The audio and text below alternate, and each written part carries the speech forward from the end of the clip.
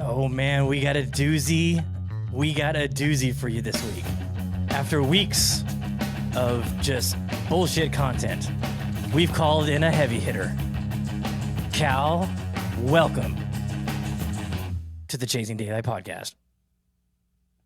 As you can tell, I'm anxious to talk about a trip, man. Looking forward to this. Yeah, man, I can't wait to hear your thoughts on it. Oh, so Cal from, I'm going to try and not screw this up, Birdies and Bourbon. There we go. I don't know if you've listened to the last couple episodes. I have really butchered that, like, bad. No excuses. It keeps people guessing. Keeps people guessing on, like, what is it exactly? It's good. You were Suburbies and the Burbles, and you were Birdies and Burbles, and yeah. So Matt doesn't speak very well. it's the Clark County education. That's all I can say. That sounds like one of our podcasts after, I don't know, like 45 minutes of me and Kez on there, pounding Eagle Rare, and I'm, slobbering on myself. Maybe I'll follow the chair. You never know. Well, Joe told me you passed out on one of your lives last week or something before you went to Bandon. It's possible. Hold on just a second. Hold on. Now, passing out and taking a nap are two different things. That's all I'm saying. All right. That's true. Little cat nap. We're professionals over here, okay? Little cat nap. Okay, so the reason we had Cal on is because he just took a trip, a buddy's trip to Bandon for his first time ever going to Bandon. You told me you had been to Oregon, but this is your first time going to Bandon. And so we wanted to have you on. I can only hope that we are as gracious hosts as you were to Joe and I on your show. While we talk about this, Jeremy is going to go with us in 2024. It'll be his first time. So I know he's looking forward to hearing what you have to say as a first timer. Joe has been addicted ever since we did the solstice earlier this year. And our 2024 trip is in the process of being booked thanks to Dan. Yeah. So Cal, let's get right to it. Well, first what was off, Okay, hold on. But Jeremy, you're the odd man out here, bud. So we got to get you on the show. We got to get you in there at some point. So okay. These guys are already throwing their weight around. Just saying. They are. And I'm trying to get it from every angle, so I'm fully prepared. we got to get Jeremy some bourbon. That's true. That we do need to do. Easy guys. all right. Let's start with that, Cal. What are you drinking tonight? Yeah, okay. Okay, so I've got options tonight. I'm starting with so when I got back from Bandon, I needed a little downtime. All right. And oddly enough, I like to cook. I like to make cocktails. I like to experiment with things. And tonight, I'm drinking a bacon fat washed bourbon, old fashioned, maple old fashioned. So rendered the bacon down, rendered the bacon fat, put the bourbon in a jar, put the bacon fat in the jar, let it sit overnight, and then you strain it out to get the fat content out of it, right? The actual the gelatinous mess that fat becomes, and then you wind up with this like just coating, mouthfeel, little hint of bacon, a little bit of smoke, and with that maple syrup in there, woo, baby. You are professionals over there. Good. Wow. So you're mixing bacon fat with the bourbon. It's essentially, yeah. Oh my God. I could see love that being really good. I cook bacon at least 3 times a week. So I've got my jar in the fridge. But now I'm going to have to apparently separate it a little bit more. Yeah, if you like pancakes, syrup, and bacon, I mean, it's pretty much like drink. It gives you a little buzz. Well, you better. Who doesn't? I like that. I think, except Bob. Bob might not. Bob's a vegan. So, Joe, what do you got in the glass? I just finished up a little bit of Tennessee, little sweets, and then I got Rare Breed. Never had it. You guys talk about wild turkey all the time, so lights out, man. I don't know if you can see. I've got. I don't know, there's the bottle. Yeah, that's not fake, by the way. I really thought that was a fake backdrop, and he just like schooled me. Oh, there you go. Hey. Yeah. Hey, by the way, that Rare Breed, it was the bourbon, right? Not the rye. Correct. Yeah, barrel proof. Yep. Pound for pound, proof for proof, for the money. That's probably the best bottle in the liquor store. Really? Damn. Yeah, I'm digging it. It has like an earthy kind of tone to me. Yeah, it's got that turkey funk. It feels like Mother Nature. Yeah, it's turkey giblets. And I've got some. Is it Smoke Ranch? Is that what it is, Joe? No, What is Smoke it? Wagon. You're Smoke from Wagon. Vegas. What are you doing? I'm new to this. I'm sorry. I'd rather say what I thought it was and be wrong than. What is that? The uncut, the younger, or Uncut, unfiltered. That's my favorite. Yeah. I haven't tried that one yet. That was out of the budget. I'm going to sip on that a little bit tonight too. I mean, I'm talking to Vegas guys. I mean, I got to have a little Smoke Yeah. Wagon. Aaron. Yeah, so Smoke Wagon. This is a festive. I don't know if they do anything special. They with do it It's every just, season, yeah, basically. it's the little Christmas label on there. It's still good. It's tasty. I like it. I like it better than the Frey Ranch. Yeah, that thing is nail polish. And I'm guessing Jeremy has a body armor or a. Oh, there we go. BioSteel. Yeah. BioSteel peach, sugar free. So good. What's the proof on that? That's one of the best hydration drink you can have. This one's 16.7 fluid ounce. Fluid ounces, the man says. Guys, copy that. Okay, Cal, let's get into it. I want to know, and we're just going to go hard and heavy right out the gates. What was the best thing you experienced? And short answers here. Let's just go. I don't want you thinking about it. I just want, what was the amazing thing you did, or you saw, or you felt, or you did, whatever. I played golf at the Sheep Ranch on Wednesday morning. It was probably 48 degrees. I think that they said the wind didn't get below 35 miles per hour, and we were hitting a gust of 48, stinging my face. I couldn't look directly into the rain because it would blind you. And we got through 11 holes. And I'm at that point in time, I'm thinking, I know you said short. You know, I'm not a short answer guy, man. It was a challenge question. At the time, I'm thinking, why in the fuck did I pay to do this? And then, you know, once you get through it, it's kind of like, well, shit, I'm kind of glad that happened because I got the full experience. We'll talk a little bit more about the full experience, but that's probably the most memorable thing that happened. I actually played decent through those. I don't think it was like 5 over or something through those, which is, I mean, that kind of, wow. Allegedly. I may embellish a little. Okay. But it was a blast though, right? Oh, Matt's got, let's Matt get into these questions because there's so much shit that I got to talk about. Yeah. Okay. All right. Best food you had on the property? While the meatloaf is good, can I plug my stuff, by the way? Is that okay? Yeah. Plug say it as many times as you want, Cal. Instagram, Birdies_Bourbon. Don't follow the fake guys. Birdies_Bourbon. I did a meatloaf review at McKee's Pub. We saw that. Yeah. And while the meatloaf is good, actually the meatloaf was great. Okay. But I mean, as a Southern guy, I mean, meatloaf was like it was a weekly thing, like every week. It's like a staple. You're getting meatloaf once a week. Yeah, you're getting it once a week, right? So, and it's not just your home. You go to your buddy's house. I mean, you may have had meatloaf last night. Now his mom's making meatloaf tonight, so you eat meatloaf twice, right? I mean, it's like it's not uncommon, you know. And then the next day you're getting a meatloaf sandwich. So the meatloaf was good, and I absolutely understand where everybody's going with the meatloaf because it's not I don't know that people. I think you rated the green beans higher. Somebody did say the green beans were excellent. Golf on me, yeah, which they were. The best thing that I had was at the Sheep Ranch. It was not the breakfast sandwich; it was the hot pastrami hoagie, and holy shit, was that! We went back and got a second. Not the same day, but it was that. So when I told you that we checked out and drove out to the Sheep Ranch just to get that, you totally understand it now.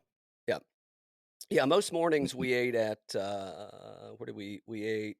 We just went to the lodge and got like they had either a breakfast sandwich or a burrito. I had one of each and multiple times. So there you go. Yeah. Okay. What did you not do that you wish you would have done either a second time or the first time? If that makes sense. Yeah, I understand what you're asking. I didn't go to enough liquor stores on the way there or on the way back. As far as what's happening at the golf course, I mean, I don't think there's a couple things, but I didn't go to enough liquor stores. I scored 2 bottles of Elijah Craig 18-year at retail. Ooh. So at retail's like give or take around $150. go try to buy that shit anywhere else, and you're talking like 700 or 800 probably into secondary. Wow. And I scored a bottle of Caribou Crossing single barrel. And the only reason I got one bottle is because that's all they had. The only reason I got 2 bottles of Elijah Craig 18-year is because that's all they had.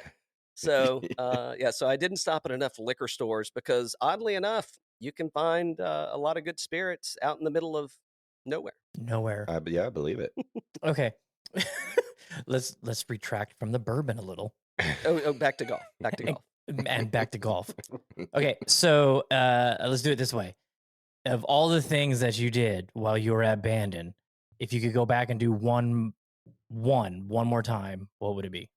Like they said, hey, just sorry, your trip has been postponed 5 hours. Yeah. It's our fault. You can do whatever you want on the property. What are you doing? Yeah, so we played all 5 courses. I think I got that right. That includes the preserve. We didn't play shorties. To be honest, the weather was pretty. I mean, there was some times that it sucked, but comparatively speaking, like it could have been that the whole time. I mean, like a slight drizzle and just a little breeze. It's like, shit, man, we're talking balmy South Florida weather here, and I'll take it all day long. Life. Yeah, it's like loving this stuff. But yeah, I mean, I'd probably want to go hit shorties. We went to the driving range the first morning for maybe 20 minutes. After you played 36, and I don't need any more damn driving range, then it's all putting, right? You just kind of putt and loosen up a little bit. So yeah, probably shorties, I guess, that's the one thing that's on the docket at Bandon Dunes that we didn't do, and we just didn't have time, so. All right, biggest surprise. What was your biggest, like, wow, wasn't expecting this?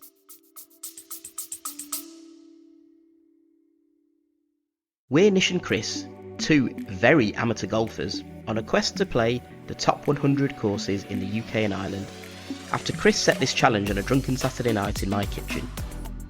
Join us on our frequently humorous journey of a lifetime as we grapple with the logistical and financial challenge of playing some of the best courses in the world, as well as grappling with our games, because let's face it, it's never just about playing. Sometimes the score matters too. Listen to the Top 110 Golf Podcast wherever you get your podcasts. All right, this is going to be another lame answer, and you're going to want to re-ask the question. But the biggest surprise is, Jeremy, you may want to unplug your headphones for this. If you're because you haven't been, right? So, and if you're if you're not just totally all in to golf, I mean, like to the point that we had a dude that came back and he had torn tendons in his. He had a scooter accident about a month and a half ago in Italy. I think it was Italy. And anyway, but he's like, yeah, I haven't played golf. I'm fine. So he went to got an MRI like when he got back the next day, and he's got like these torn tendons and he's got a stress fracture, and he stomached it and played through, walking 15 miles a day. So wow. That's the most shocking thing to me is the passion that you don't have to be a good golfer, but you need to want to show up and play golf, because literally you might wake up in the morning and it's fucking pouring and you can hear the rain pouring down. And then you pull up your app and it says there's a 90% chance of rain. And I'm like, well, fuck that. It's 100%, man. I mean, I can hear what's going on. Or you hear the wind, like bouncing off of the windows. And it's the I don't know if resilience, the fanaticism of golf. Yeah, I mean, if the resilience in being able to to show up and play through. And there were a couple of rounds where everybody's kind of looking at each other and everybody's asking each other the same question, like, well, what do you think about this afternoon? Do you want to play this afternoon? It's like, I don't know. What do you think? Do you want to play this afternoon? Because nobody's bailing, right? Because there's 8 of us, and one person bails. Well, you're toast, dude. You're never getting invited back again. So of course, like everybody's like, well, if you go, I'm going to go. Well, if you go, I'm going to go. So it's I'm like, hey, let's just stop asking if we're going to play. We've got tee times. Let's just go. We're going to go play. We're going to go play. Let's go.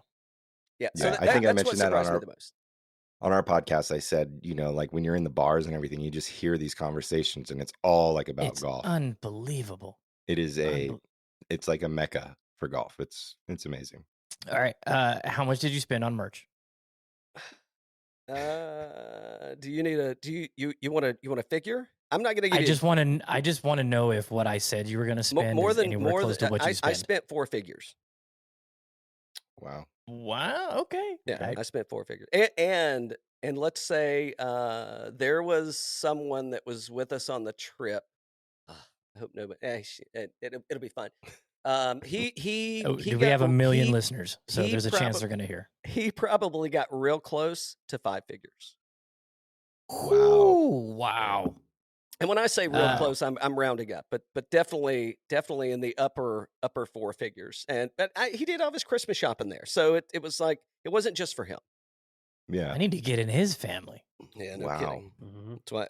When he said he's coming back, I said so am I. I saw you posted a picture of the Trails flag bag.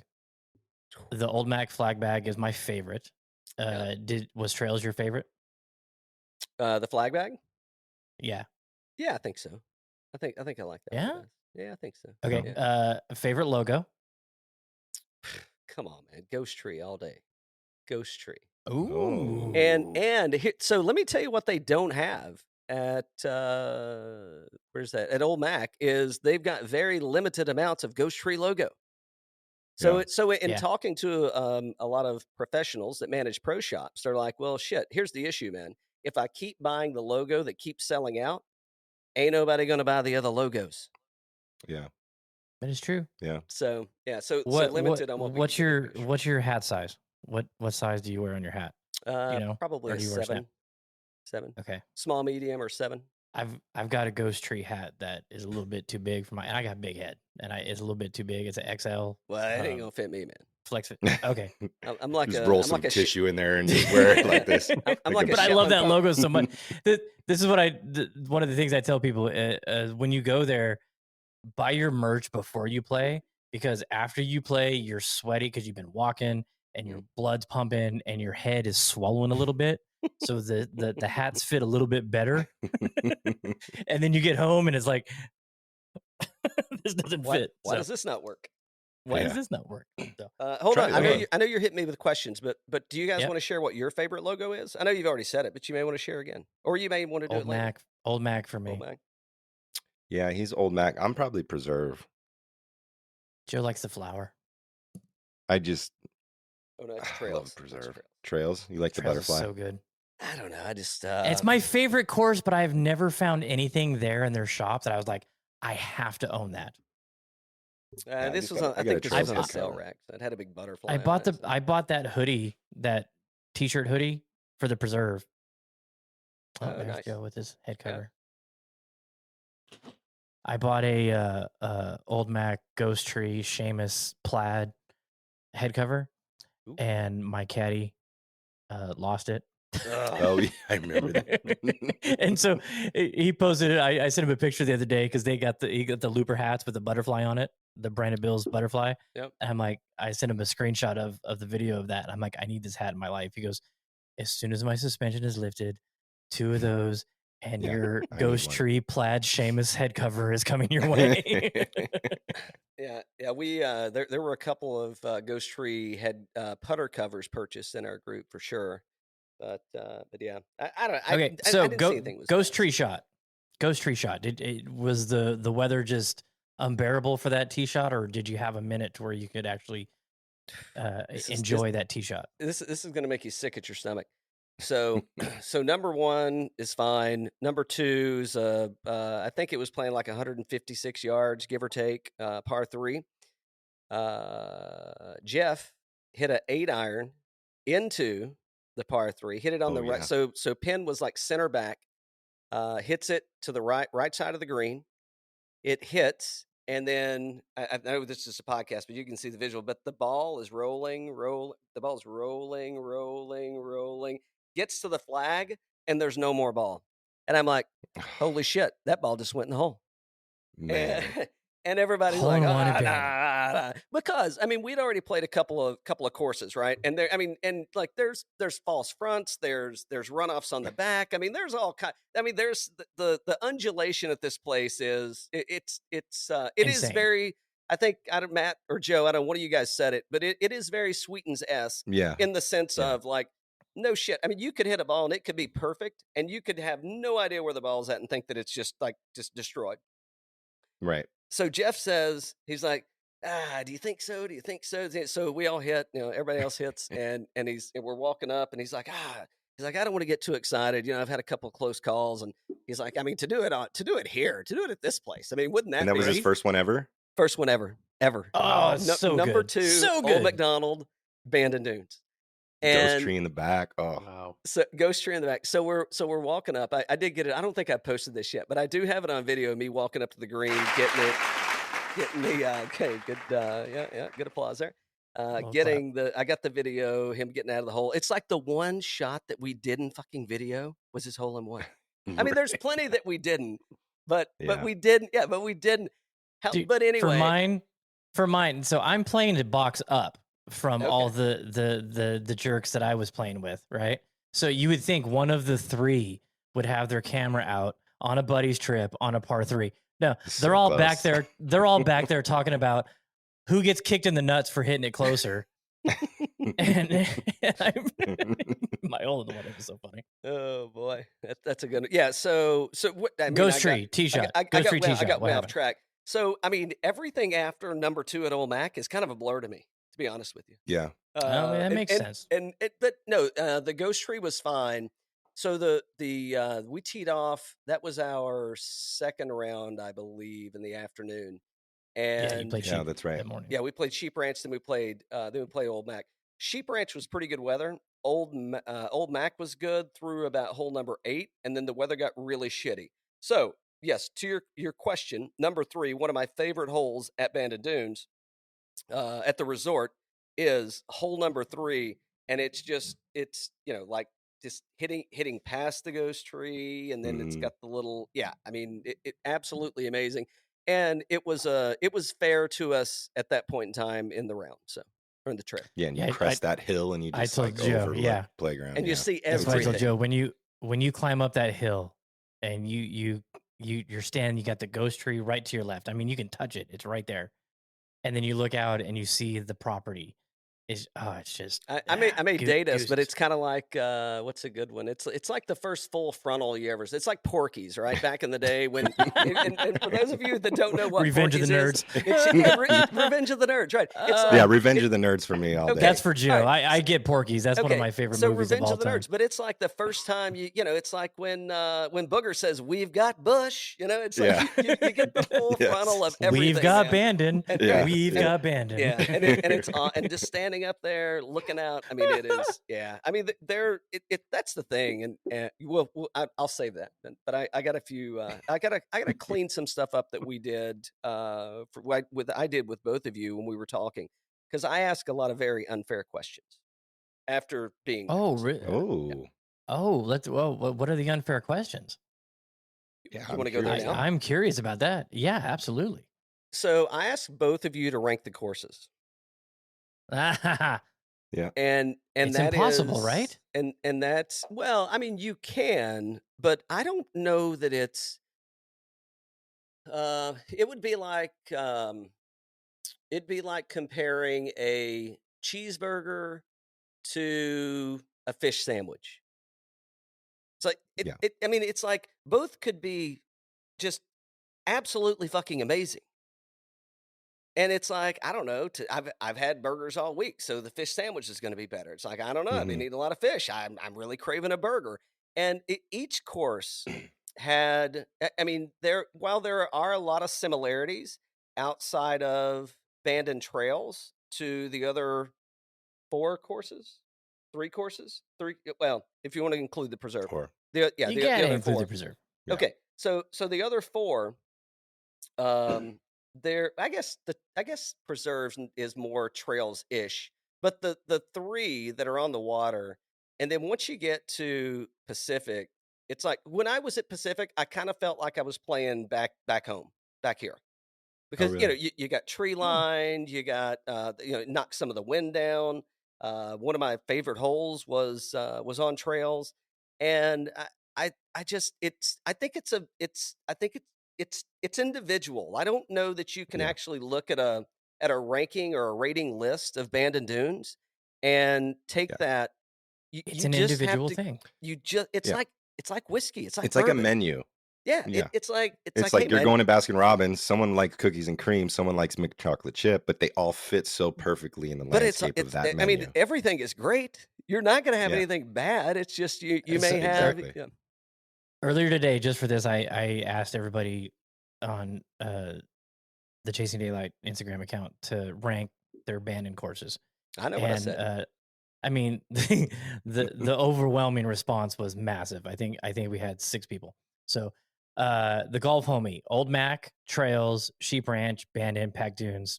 I said what I said. Birdies and Bourbon, Pacific Dunes, Sheep Ranch, Bandon Dunes, Bandon Trails, Old Mac, Bandon Preserve. Jenner Wilson, Trails, Bandon, Pack, Sheep, Preserve, Old Mac. Mike Brashino, this is too hard. Old Mac, Sheep Ranch, Bandon, Dunes, Trails, Pack Dunes, Preserve. BG Hansen, who shout out to those guys. Him and his dad do the solstice every year. They're amazing. Old Mac, Bandon Dunes, Pacific Dunes, Sheep Ranch, Preserve, Trails. Wow, dude. Sorry. Hold on. Somebody ranked Trails last. Yes. I watched the guy shoot 69 on Trails. Wow. Good Lord. I mean, that amazing. motherfucker he's he is a long drive guy. But yeah,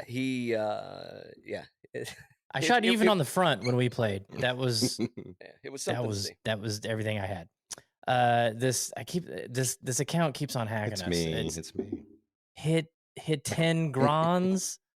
It's me. Hit 10 grens. Must be French. Pack, Bandon Dunes, Trails, Mac, and Sheep. And then Scotty D, our boy. Mac, Trails, Dunes, Pack, Preserve, Sheep.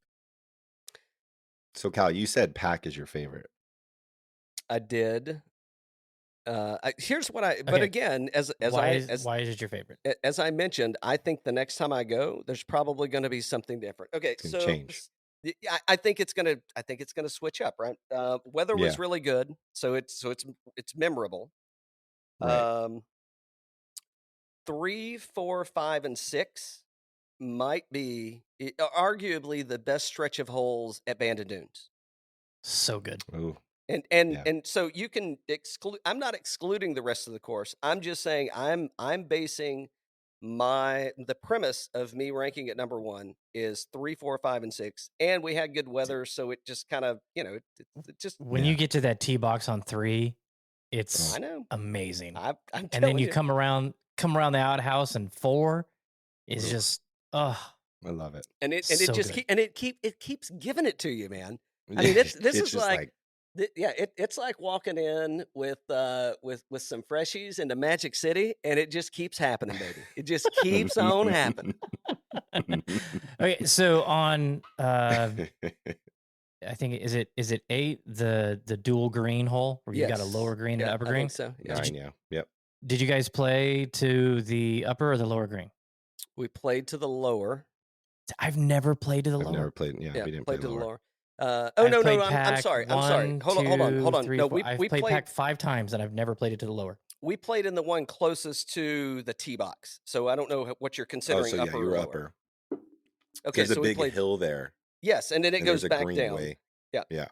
There's a green left. I wish I would have played the lower because I actually hit my ball. It was on the lower, and then let's just say there's a sign. Hey, you're that used to says, just picking your own flag, right? So you you should just played it out. Yeah, that little sleazy place I show up at every now and then. So no, but and allegedly you're supposed to move your ball from the lower to the drop zone and chip on from there. I mean, I may or may not have read that sign. Allegedly. Yeah. I may or may not have read that sign. I'm just saying. So, but I did. I think I bogeyed that one because it was. Yeah, that's a tough hole though. It's a tough hole. It is. Okay, so you have Trails kind of down in your list. Is that because it reminds you kind of what you play around where you live? You know what the most memorable thing to other than CJ shooting a 69. So we saw a shitload of turkeys there, and I'm telling you, I don't mean like these ain't butterballs, man. I mean, we're talking like big old jakes, man. I mean, big turkeys, like wild turkeys. The one, yeah. So the one caddy that was with us, anyway, one of the guys said, "Holy shit, I don't think I've ever seen a wild turkey that big." And he's like, "What?" He's like, "No, that's the biggest damn." And this guy hunts, and he's like, "That's the biggest damn turkey I've ever seen in my life." And the guy was like, "Oh, that one's not even big." I'm like, "Oh, okay." So yeah, the turkey, deer, saw plenty of it. But you know what stuck out to me the most? Let me make sure I tell you which hole. Which hole? 17. 17 is in the top running of my favorite hole at Bandon Dunes. It's the par 3, kind of up the hill, and it's got the false front, and then it's got the big bowl in the back there. Yeah, you leaving the meadow, going back to the dunes. Yeah. And it's the fencing that they did. So I don't know. It's not driftwood, but it's like the tree. Like trees have fallen down, and they've kind of whatever they. I don't know. I'm no geologist. Oh, but Joe, what did the guy tell us about that? It's like Bandon waffle fries almost. Like yeah, Chick-fil-A. correct. Yeah, but so to me, I mean, I'm looking and I'm going like, shit. I know we're in Oregon, and I know they got wine country here, but we ain't in wine country. But it looked like grapevines kind of entangled to me, is what it looked a lot like. Yeah. Yeah, I could see that for sure. Yeah, so that was that's what I really I don't know, that's one of the striking things about it, and then especially on 17, kind of looking up, and it's you got to peels back off to the right a little bit. You got the fencing and the All right, so 14 is the controversy hole that we talked about. What did you think about it? The huge downhill, drivable par 4 where the bench is and the plaque. Oh, I drove the green. Nice. I drove the green with our foursome in front of us on the green, and I get nice. and Corey's like, because it's good for you then. So you like the hole. I thought it was now if I would have hit it a little more right, I'd have been cooked because it would have fed off into the shit down there. But I hit a good shot and landed a few yards short of the green, rolled right up, so I had no issues. No issues. Let me ask you this, Cal. You've been to the Masters, right? Sure. So sure, I know that answer. Sure. I think 11? I'm up to like 10 or 11 times. I don't know. That's Holy amazing. Mary. Yeah. It's an hour and a half away from my house. Right. Yeah, exactly. 14, so 13, 11, 12, 13. The one with the lake on the right, and then the uphill par 3 that's really long, and that really reminds me of only like lake at Trails, as I understand. Yeah, or only that lake reminds at Bandon. me. Yes, it feels like an Amen Corner situation to me. It does. Yeah, I can see that happening. I didn't. 13 is one of the best holes on the property. It's a great one. Which one? 13. Yeah, that's before you climb the hill to go to 14. Yeah, after the par 3. Yeah, so here's what I thought. So, and I got some notes around what I thought was, so the second and third hole at Trails. So after, and again, I think it depends a lot on a lot of how how you would rank these courses. I think is going to depend on what order you play them in, because there's a lot of, the majority of everything you're going to see is a lot of ocean. But you're going to see a hell of a lot of sand. You're going to see a lot of hills or dunes, if you will, pun intended. And I think playing the ocean courses and then heading to Trails, number ones, it is what it is.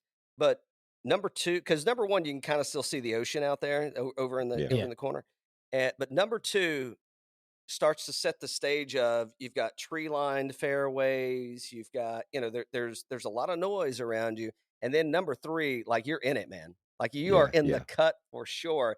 and which I think that's, I mean, it's a great hole. It's hard. That's why it's so hard to rank them, because it's like it's apples and oranges, man. Yeah. So. Did you have a clear sky on 16 on Bandon? Ooh, you're asking me the drivable par 4, the notes, the one right there on the corner. That's the hole that Joe. I cried on. Wait a minute. On Trails? No, Bandon Dunes. It's the one that's. Oh yeah. The short par 4 uphill kind of peels off to the right. You got and the ideal shot's to hit it up on the ledge, up on top back there.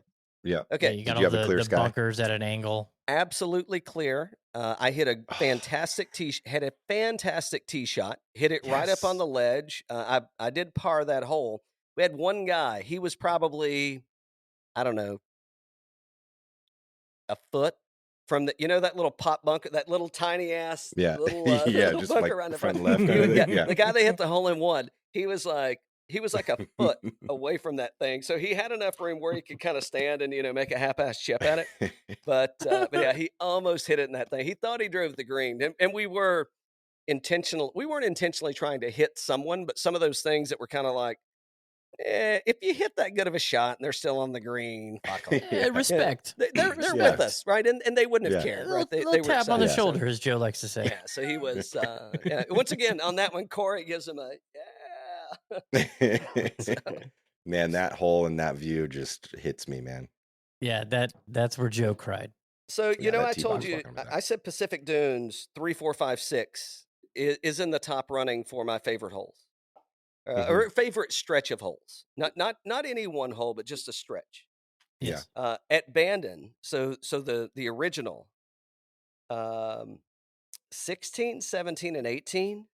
That's right there too, man. I mean, that's like if you could give me 3, 4, 5, 6 at Dunes, you could give me. Now here's the issue: if I could replace 17 at Bandon with 17 at Trails. Holy shit. Now we're talking about something. Now we're talking. Man, you could build the ultimate. Well, hey, so we had somebody on Instagram saying that they would love for us to do a build an 18-hole course. Building an 18-hole course, but with the holes that are there. So what's the best number one?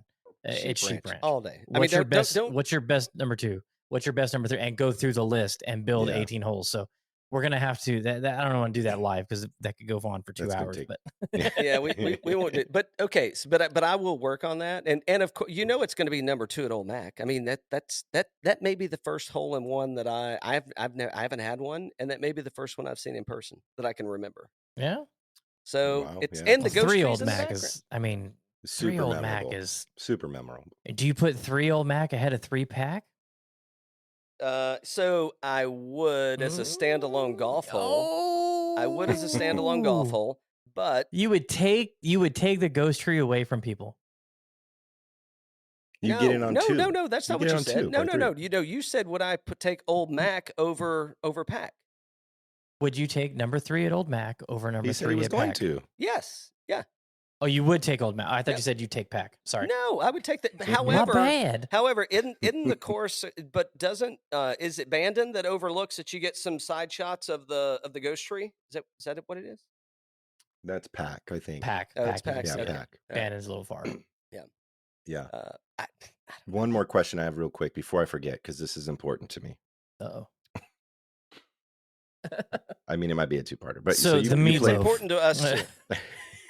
You played Preserve, right? Did you see any construction or work happening in that little valley that's between Preserve and Trails? Nothing yet. So there. You see any sticks or flags? Somewhere there was a club. It looked like what could be a clubhouse being built. Okay. Oh, nice. Talking about you're probably talking about the sports bar over by Old Mac. Maybe, yeah. So I don't specifically recall any construction going on at the Preserve. I didn't make a note of it, but I don't. I mean, again, it's like Jeremy. So when you get to like this third hole at the Preserve, to the left is where they're building a new. Doak is building a new 9-hole course. Yeah, I don't recall. I mean, there was no noise, but I mean, it's like winter. It's shit weather, and so they're probably that's true. Yeah. So it's. But yeah, there's going to be a par 3 course there built by Tom Doak next to the Preserve, between Preserve and Trails. That fucking Doak guy, man. The Doak guy must be related to the Dye family in some fashion. He's a kick in your teeth kind of guy. They're a hybrid.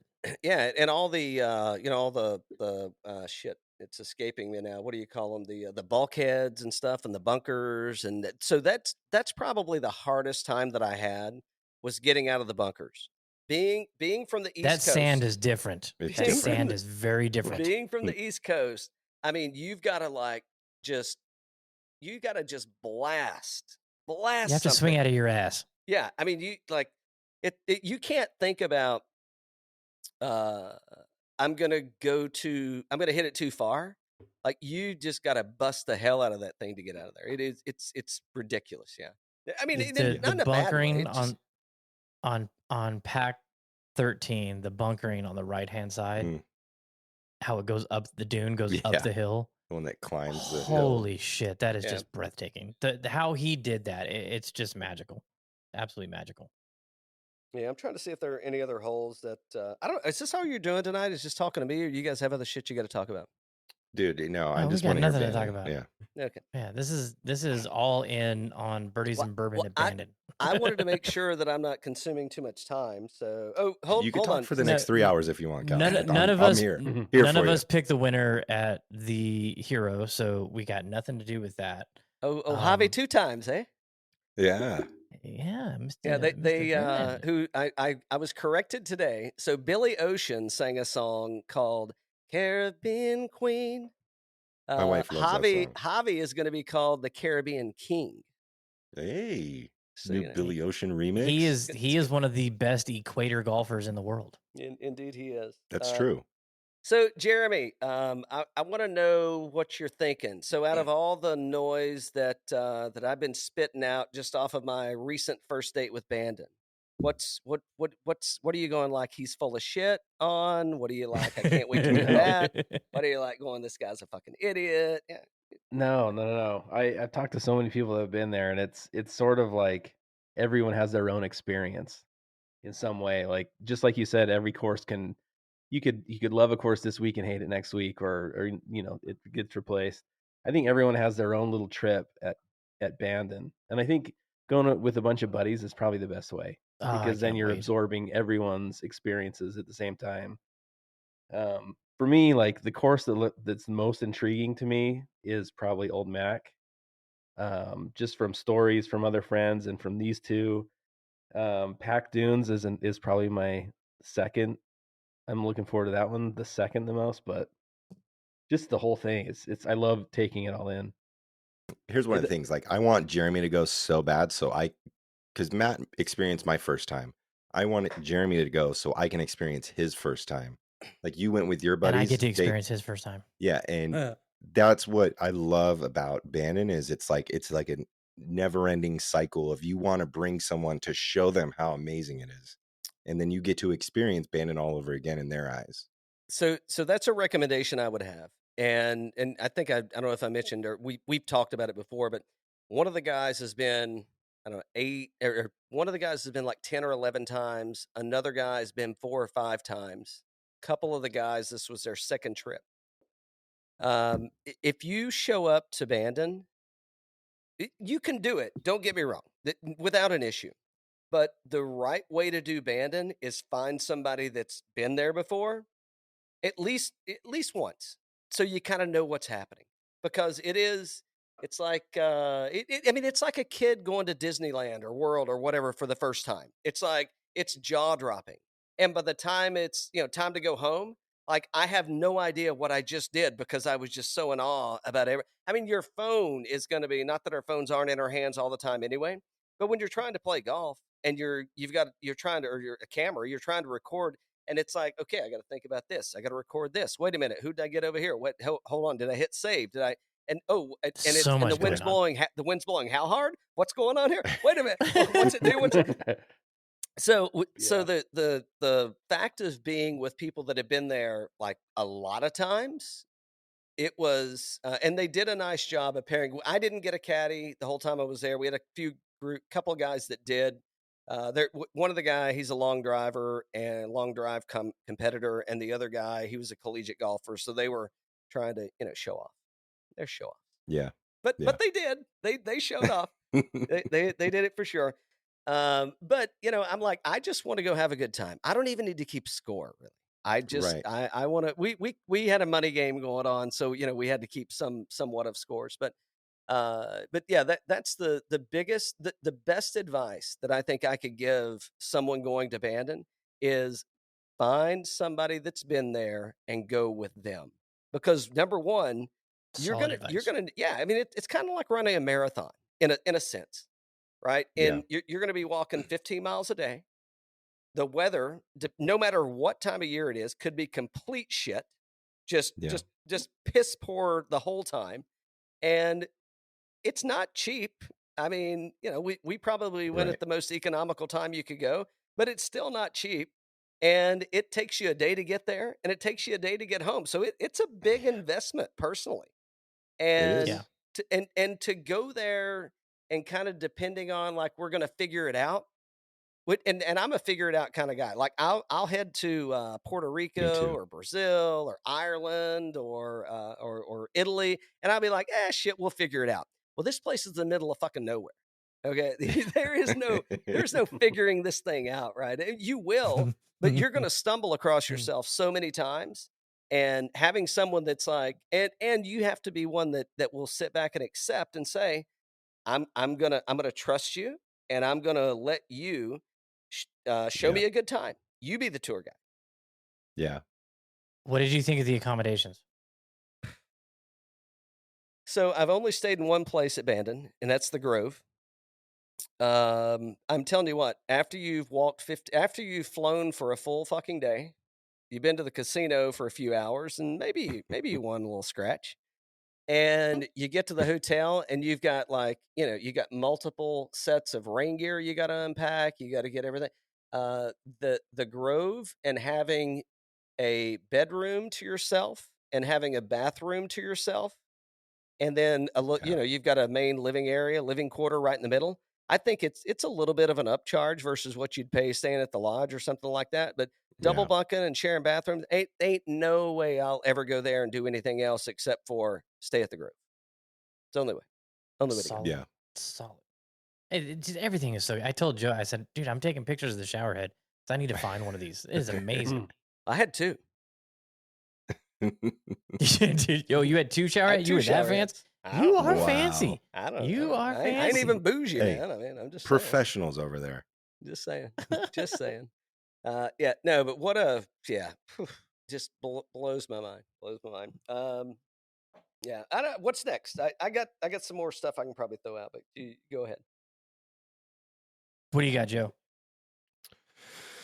I mean, so actually, let's talk about the casino. Did they have craps tables out there? One, and it was crappy.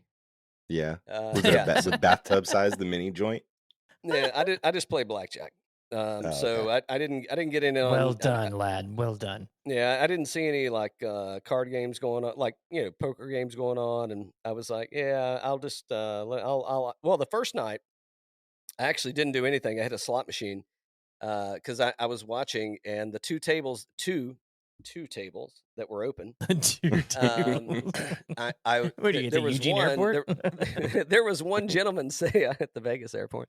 There was one gentleman sitting there, and as I was approaching the table, I saw him, like in frustration, and walk away from the table. And I walked by this lady, and I said, "I guess I shouldn't sit at your table, huh?" And she's like, "Mm-mm."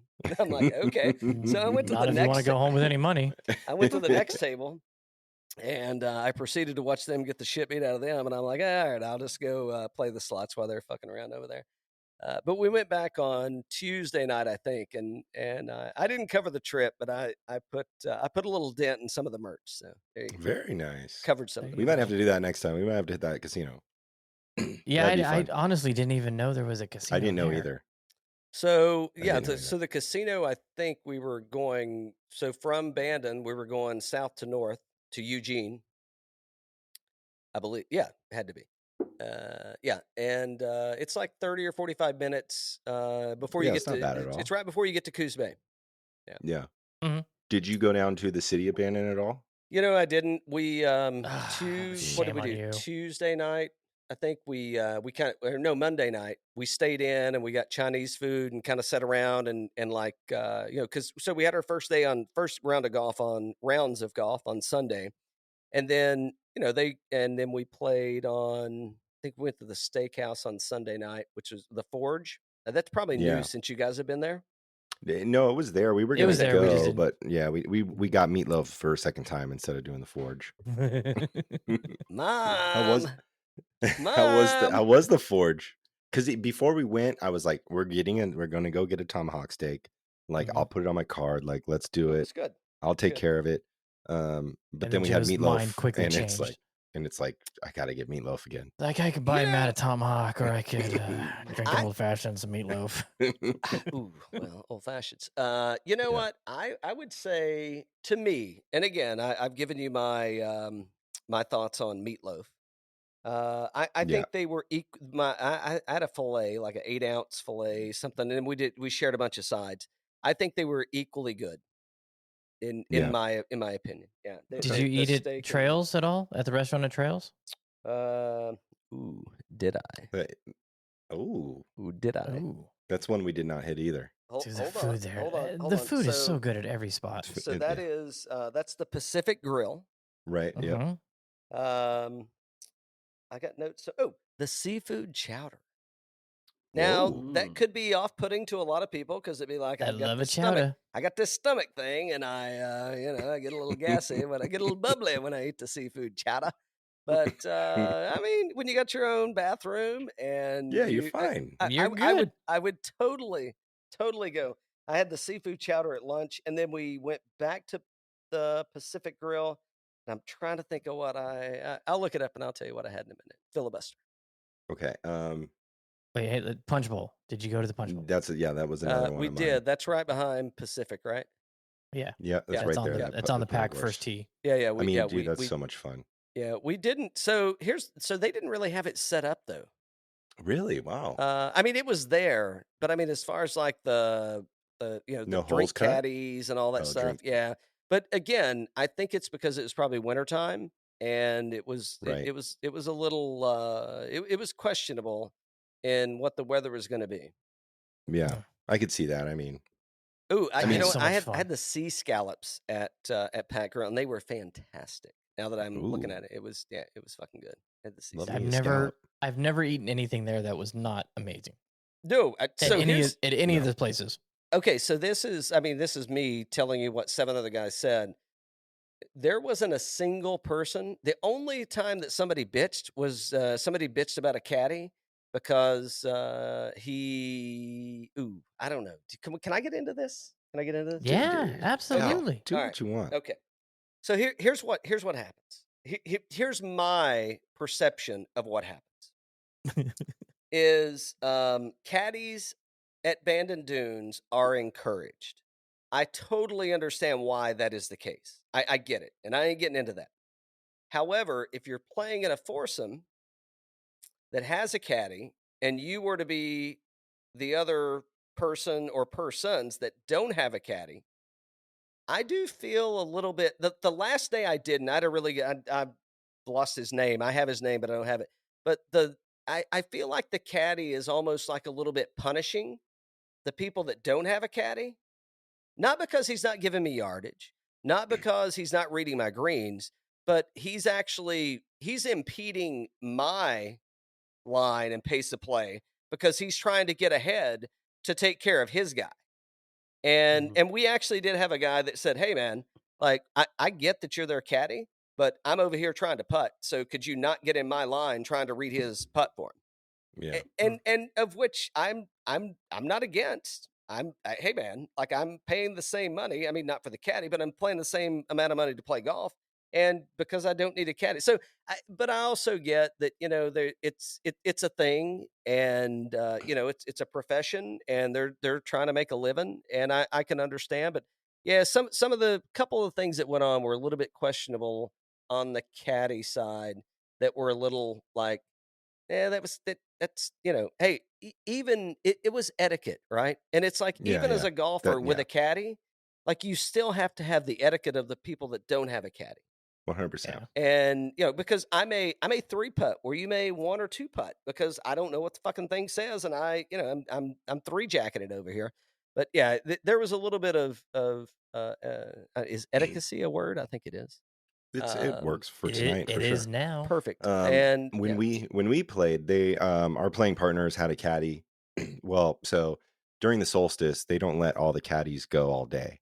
So Scott was able to go all day with Matt, and I was thankful to have him there. I threw him some cash at the end because he answered my questions when I had him. He picked up my bag, and great caddy, Scott. They had 2 caddies because they were only allowed to do 36. So the first caddy, I believe, was the first caddy kind of sucked. He was he was a younger kid. He just, if we had questions, he wouldn't like answer them, and like, which I feel like if you're out there and you're on a golf trip, and this is Bandon Dunes, Mike Kaiser believes in caddies and everything, and you need to be pretty personable because you need to give these guests a good experience for them to come back, because and make them want to have your services next time if you don't. Exactly. Yeah. A caddy could destroy a trip for the most part. Then they got the second caddy, and he was like Hirsch. Hirsch. He was like he was amazing. He was great, man. He wasn't like the most knowledgeable on golf, but he provided a great experience, and he treated all of us with respect, and if we had questions, he'd answer them. And I feel like obviously there's going to be caddies out there that don't understand. They want to get their money, get in, get out, especially on a bad weather day. Like, probably wants to go home. But those caddies that create those experiences, those are the guys that do good out there. Because like Schuster, man, he's all over Instagram, and he provides us stories, and I look forward to his reels and his stories, like just to see what's going on up there. Like, because I knew you were up there, and he posted we saw what was happening for you guys when he was posting downpour. Like on number 2 at Old Mac, the green was flooded, and they were having a blast, like, and I'm getting goosebumps right now because it looked like so much fun. And what sucks so bad about Bandon is you can't go anytime you want. And I wish I could. Yeah, that was a nice moment, Joe. Thank you. I just cried a little. As you should, man. I mean, it's probably everything I did was, again, maybe the best golf trip I've ever been on in my life. Just love it. The everything that happened. Here's what's also gonna happen. The next time I go to Bandon, when I wake up in the morning and I hear the rain pelting on the window, and I hear the wind pelting the rain upon the window, I'm going to reach over and I'm going to take a glass of bourbon. I'm going to slowly sip it. I'm going to say, boys, we're going to the buffet this morning. This shit'll pass. That's what we did on what day was it? One Wednesday when we were doing Sheep Ranch, which I want to get back into Sheep Ranch in a minute, but let me finish this one, and then I want to talk about Sheep Ranch because I feel like that shit doesn't get enough love, man. We played Sheep Ranch. Let's go. But hold on, both of you guys, Jeremy excluded. Both of these assholes said, "Oh my God, you're playing Sheep Ranch! What's the fuck's wrong with you, you stupid son of a?" And okay, hold on, just a second. I feel the same way. I feel like Sheep is getting the short end of the stick on this. It's getting like, I mean, there's things I'm not gonna. Just moments ago, he said, "I asked an unfair question. They could all be wherever they want in the menu of Baskin Robbins items, but no bullshit." All right, I'm getting back to business now. Okay, so Sheep Ranch. I mean, the best round of golf that I shot, the best score that I had the whole week. First day, I birdie number 1. It's a par 5. You hit it. It's blind. And you can see the ocean like way in the backdrop. But you don't know where the ocean's at, and you don't know how big that fucking cliff is until you get to the top of that hill. And then it's like, oh shit, that's a big a moment. So I smoke a drive left-hand side. I hit a really good. I think I hit a hybrid. It was downhill. There wasn't a whole lot of wind, and I'm on the right side of the green, probably 25 feet, and I 2-putt. I got really close to eagle on that one. I was really disappointed that I didn't. I didn't think from the 25-footer, but from the putt I had. Anyway, yeah. So that's probably why Sheep Ranch is my second favorite because of the round that I shot. And we had the first day we played. That helps. Opening hole, very good weather, great score. That's solid. Wednesday was a fucking shit show. Okay, I mean, just that's where I said it earlier, but we played 11. You know, we played through 11, and we're 11, like, yeah. I mean, literally, we were pegging our balls, and you had to peg the ball, and you had to lean the ball forward at an angle, at an angle, so the wind would. If you teed it up square, the wind would blow it off the tee. You had to angle the ball to get it to stay on there. I mean, when I had my rickshaw, like you would set it on the ground. It blew over so many. And you have to you got to dig it into the ground so it like sticks. Ooh, okay, all right. Professional secret, pro tip here. You ready for this? Pro tip. Tear it. All right. So the rickshaw. So you got 2 wheels. It's a little buggy kind of push cart kind of thing.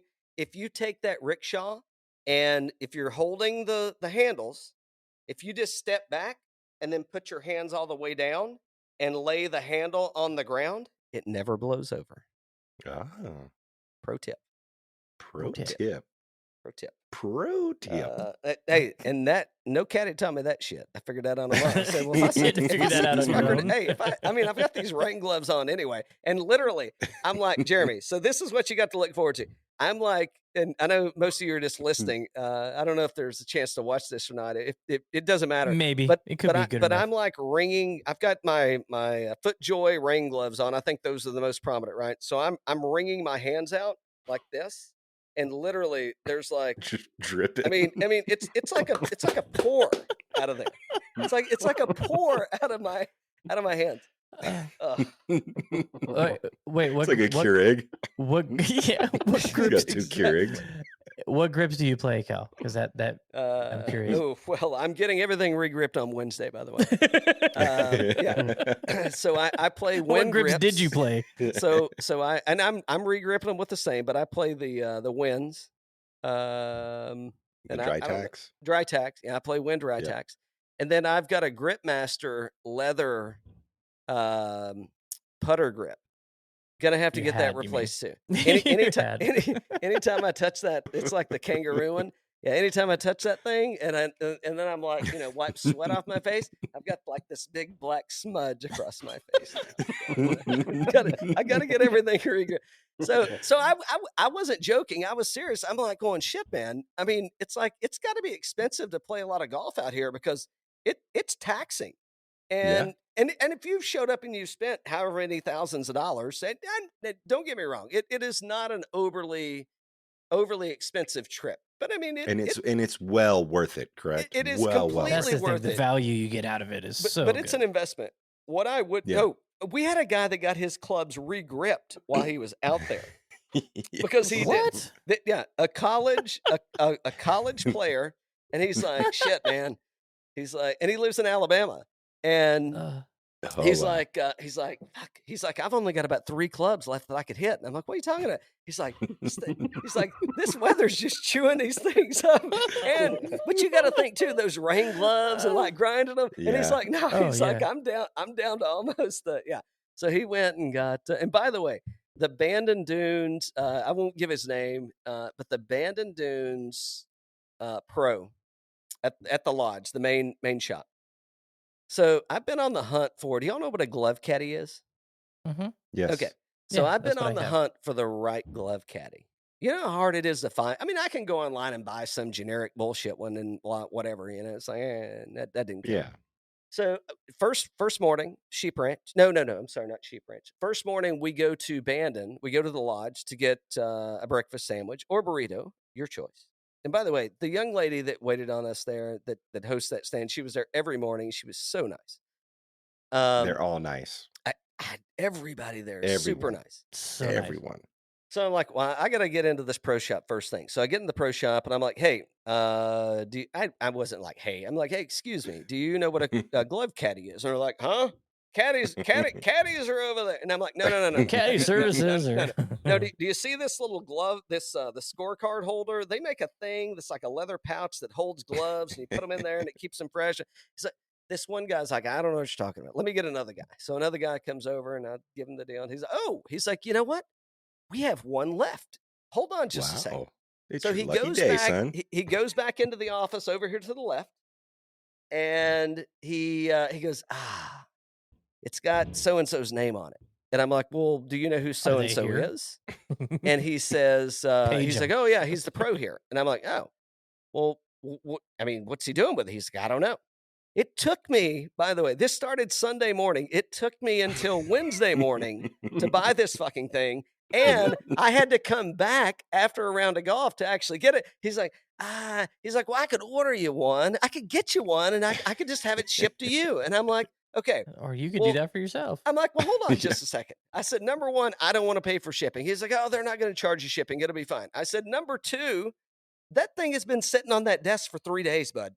Yeah. Like, yeah. I could have been using this for multiple days. We don't need to do the time value of money, but I'm like, come on, man. He's like, well, this was in the morning. He's like, well, let me see what I can do. He said, because I'm gonna have to, because he's like, I actually bought this, so it wasn't a freebie. He's like, I got to figure out how I'm gonna refund myself, and then I gotta blah blah blah. And I'm like, all right, well, if you figure it out, let me know. I went back in, and hey, chef's kiss. I now have a Bandon Dunes glove kit. Amazing. So from a memorable. Amazing. Who makes it? Do you know? Was it Seamus or? Shit. No, it's not Seamus. Didn't take that note down, huh? No, it's not Seamus. It's not Holden. No, it's like Kings and Links or something. I think. Oh, Kings and Links. Yeah, I think it's out of the country, out of the U.S. people. Yeah, I think they're in Europe. Yeah, they make a really good leather goods. Yeah. Oh, listen, it was a premium. Trust me. I mean, for something I buy these little $5 MG bullshits with the Birdies and Bourbon logo on them for the show, which they're great gloves, by the way. But I mean it will a whole year's worth of gloves will cost less than what the glove caddy did. So, there you go. There's a company out of Ireland called Carvon. Okay. And they do custom leather scorecard yardage books. So we had a guy's name put on it. These things smell amazing. Unbelievable. I mean, I've had one for probably 4 years, and it still smells like the day I got it. They're incredible. So a good leather good is amazing. Links and Kings is from Utah, actually. Oh, really? Wow. Are they? Oh. Yeah. Right by where I used to live. It could be. I don't know. Can I pause and you guys filibuster and I'll go get it and I'll tell you who it's from? Do it. I mean, I'm not going to pause. I'm just going to be gone for a minute. Oh yeah, we'll just look at your bourbon. Yeah, and admire what I thought was a fake wall. I will say, like, I wasn't worried that Cal wasn't gonna like Bandon. I just knew that the experience with the weather that was gonna happen there could turn someone off. Yeah, but it totally turns people off.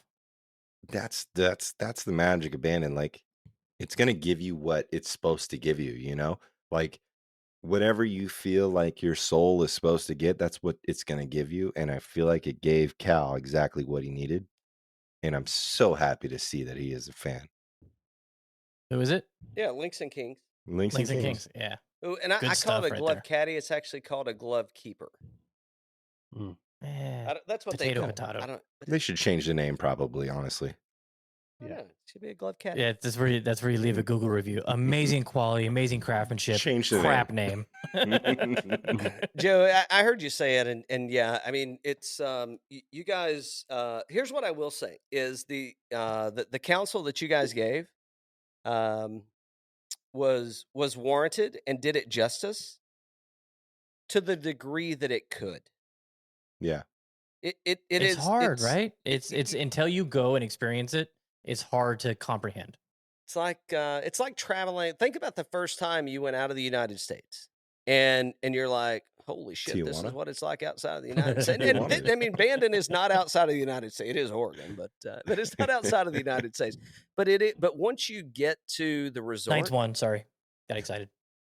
Knights just won in overtime. So who did? Okay, the Knights. Golden Knights. Yeah, okay, all right. We're hockey town. You must be baseball guys.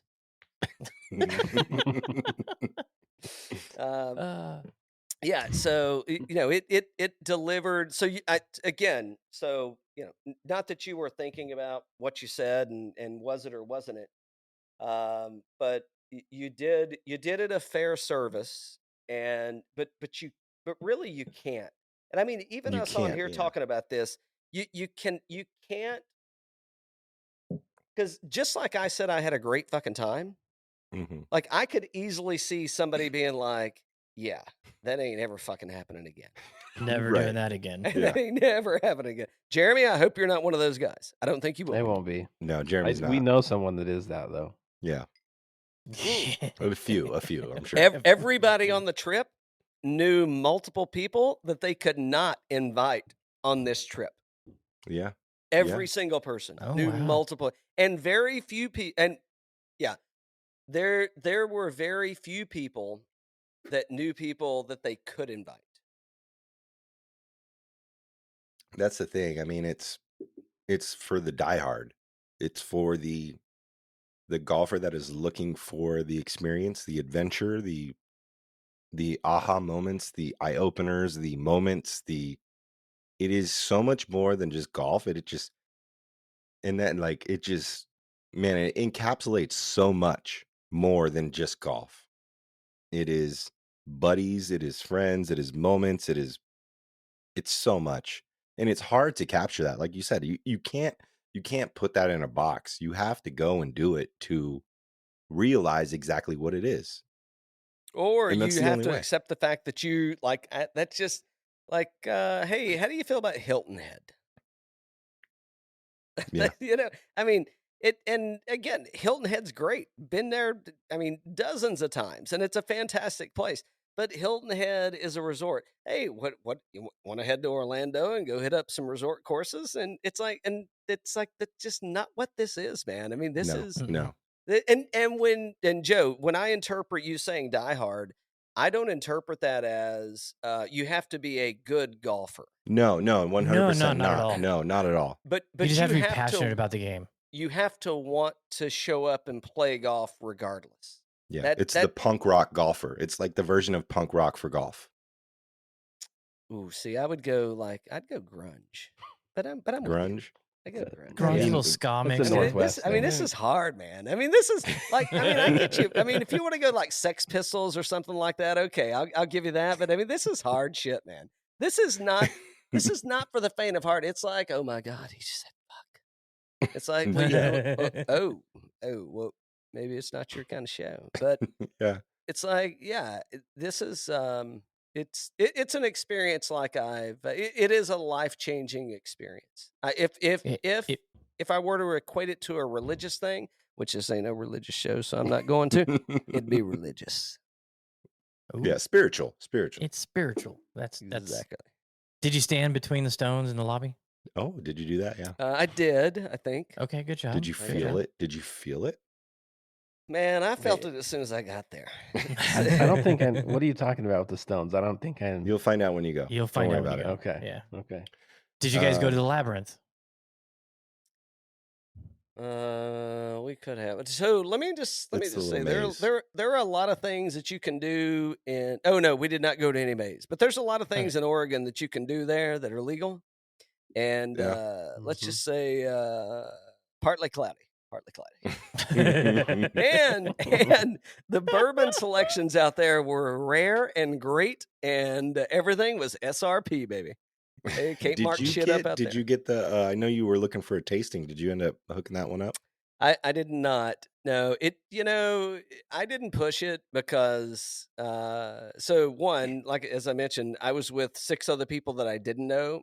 My cousin didn't give a shit.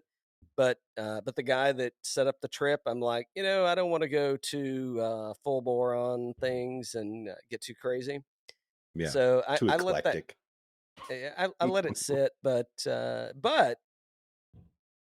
mean, I was with a guy that had been there like 10 or 11 times.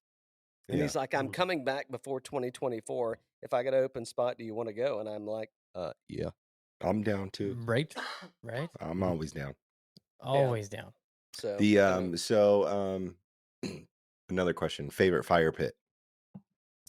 Did you sit at a fire pit? Yes, the one behind the Grove.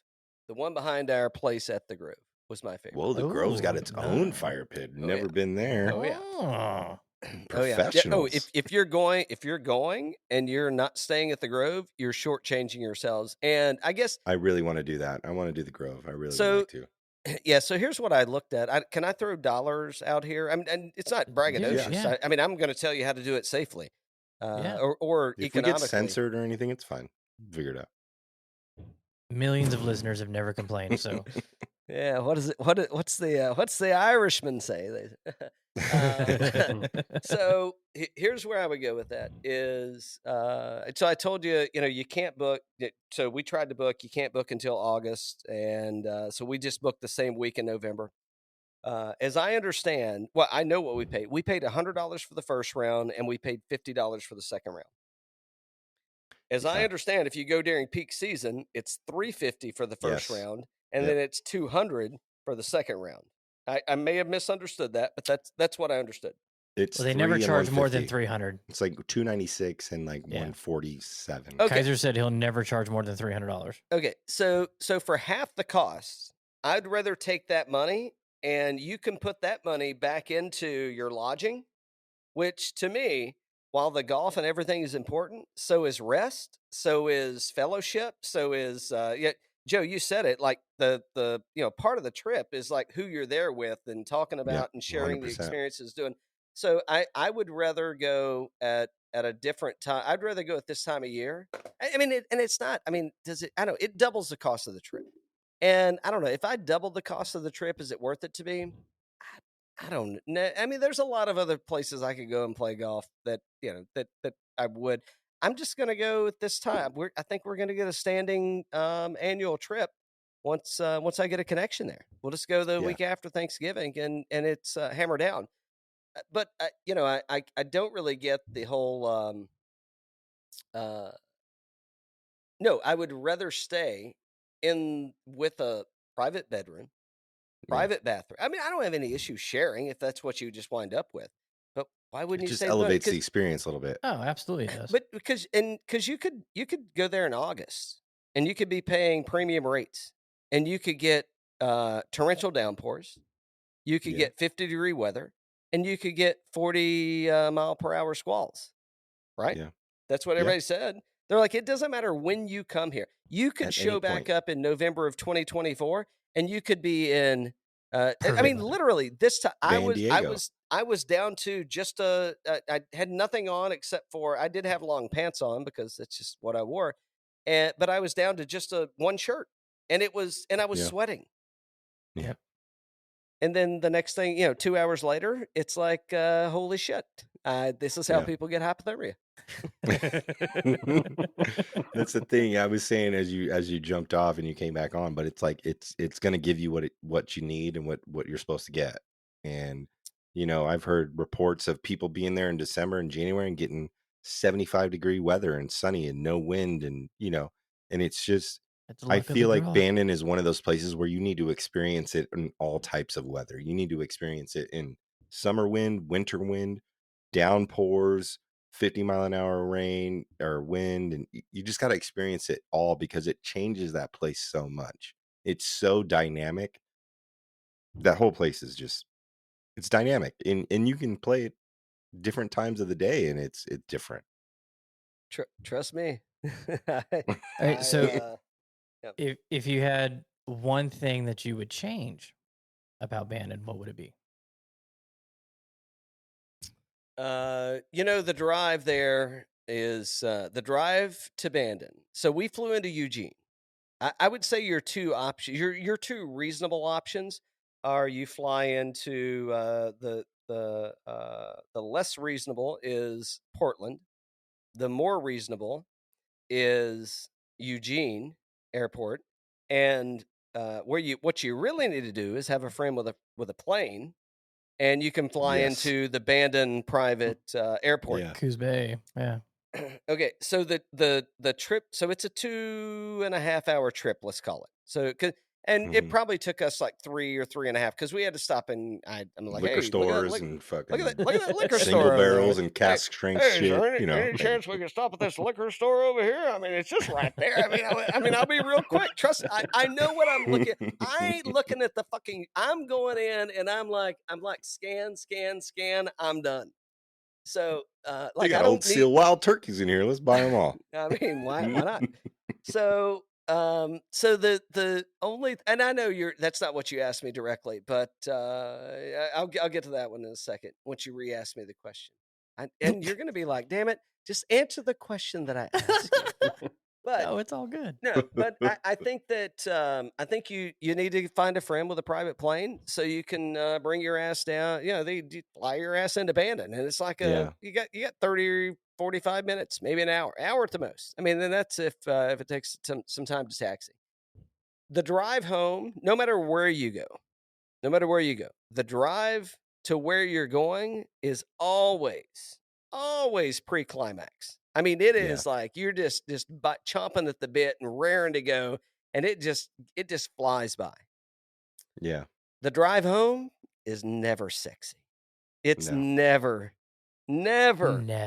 sexy. I know it's a double negative. I could triple it. Never sexy. It's never sexy. I mean, it was fine. I mean, nobody was, no arguments. A lot of people may have been trying to get rid of some contraband that they couldn't get back with them. I don't know. I don't know what that means. No, don't interpret that kind of lingo. Not my thing, but well, allegedly. Just a smoke-filled wagon driving down the highway. Allegedly. I'm like rolling down the street in a VW Volkswagen with Jeff looking Spicoli. like Cheech and Chong. Allegedly. Hey, by the way, this is all fiction. By the way, this is 100% fiction. It's not even a true story. Yeah, it's a Wondery podcast. So, Joe, you know what I'm thinking? Based on Cal's little assessment there about leaving, we should probably book around at either Emerald Valley or Eugene Country Club. Yeah. Stay the night in Eugene and then leave in the morning with a 5-minute drive to the airport. Yeah. The drive home shitty. Hey, let me I don't if we need to do some cleanup duty here, let me know, but I'm gonna try and pull up this this dude that's heading to. Yeah, and before we go, I want to talk about your region too before you bounce. But hold on, filibuster for a minute, because I want to find this dude that's playing Eugene and see if you guys know him. I'll give you some code words to see if he's one of you guys or not. I mean, I don't want to hose anybody. You know what I mean? Yeah. No, we're fine. We're all clean here. We're good. So Joe and I played a course north of Eugene when we were there last, and then Diamond Woods. Yeah. And then I have played Emerald Valley, which is where the Oregon college practices out of. Amazing golf course. And then I've also played Eugene Country Club, which is just greenest place on earth. Spectacular. Some of the most amazing fairways I've ever walked on. Wanted to walk the course barefoot. It was so breathtaking. So I want to hear from Jeremy, because Jeremy, you haven't spoken very much. And has Cal's thoughts changed your decision, or has he changed your influence yet? Because we've been telling you since June. Dude, I know that you're tripping. Since Joe went. I want to go. I just have long, like years out commitment issues. Just commit. I know. I'm totally ready for it. I think if 2024, you just have to say yes. And then just say yes, and you'll figure it out. If something happens and you can't go, I know somebody that would fill in. Yes. Yeah. Yes. We already have one on the waiting list. Say yes. You'll figure it out. Because that's what it takes to get to Bandon nowadays. You have to plan it. You got to plan it. Or else you're not going. Hold on. Who's on the waiting list? That's what I want to know. You're one right now. Oh, perfect. If Jeremy can't go, then you're one. Jeremy, I hope you can go. But sorry, I cut you off. But what? Do tell. Did I scare? Did I deter? Maybe this was a trap door, and I was trying to get you to be like, why would I ever go there? That way, I weasel my way into another trip. So, Cal, literally earlier today, August 2024, Bandon opened up, and there is 8 of us on the group chat, and it's like, who's in? And of course, I am first to text back and say, of course, 100%. I think Jeremy might be the only person that did not respond. I'm just waiting for more details. Tell him you've got a not plus going to be one. more details. Tell him you've got a plus one that's played there before, and he wants to go back. I don't. If you say I have a plus one, I'm not. No, but Jeremy first. However, Julian was first, by the way. However, if you're on like a group chat with people, and you're throwing it around, and you're like, hey, anybody want to go play Bandon? And somebody says, yep, been there, done that. Been there, done that. I was first. I was first. I got it right here. It just must not have gone through. But I'm saying been there first. Okay, so for those, so we're listening to this thing. So Matt and Joe, they're literally holding up their phones to a screen that you can't see, and they're arguing about who's first and who said yes first that they're going. and hold on, but Jeremy is still okay. Jeremy just texted the group chat and he said he's in. He just texted. He's in. You just texted the group chat. He's in. Oh, he's so in. Jeremy's in. All right. All right. Jeremy's in. Okay. Yes. So here's what I need from you guys. I need not tonight, not as we're recording. I need dates, and I need a like, what do I need to be ready for in the event that somebody's like, it's not me. It's August. Yeah, it's a Wednesday through Sunday. Currently, this is where we're at. We requested August 7th through the 11th of 2024. August. No, I said we don't need dates. Oh, you got dates. We got it. Just be ready in July. Full frontal. July 24. Just be ready. Okay, Cal, would you entertain doing the solstice now that you've been there? Come on. I mean, I did the 100-hole hike at Sweetens. I mean, Jesus Christ, of course I would. Okay. I mean, I will do. I mean, short of the Tijuana Donkey Show, I'm pretty much up for anything. Oregon is a little different. I know lots of sheep. Lots of sheep. Not to be confused with the sheep ranch. I really did feel like I was on the west coast of Ireland out there. I mean, that was it is. Yeah, it is you out just there. were in Ireland. You were just in Ireland. How does it compare? Couple weeks ago. No, I felt like it was the same fucking place. I mean, in the middle of nowhere, nothing to fucking do. You go play golf, you go drink, and you just kind of chit chat with your buds, with your pals. Smells like potatoes, and you're there. Yeah. Do y'all know? Just the ocean was on the wrong side, right? No, he was on the west coast. Oh, no. In Ireland, I drove on the wrong side of the road. And it was very uncomfortable. It was very uncomfortable. And is that the first place you've ever driven on the opposite side? First time, yeah, for me. I mean, I've been out of the country before, but I've never driven because, like if you go to Rome or you go to Barcelona, like you don't need to go. You don't need to, Yeah, I got public transit. Oh no, but Ireland is like you got to get out and kind of adventure around. First time I've driven on the wrong side of the road.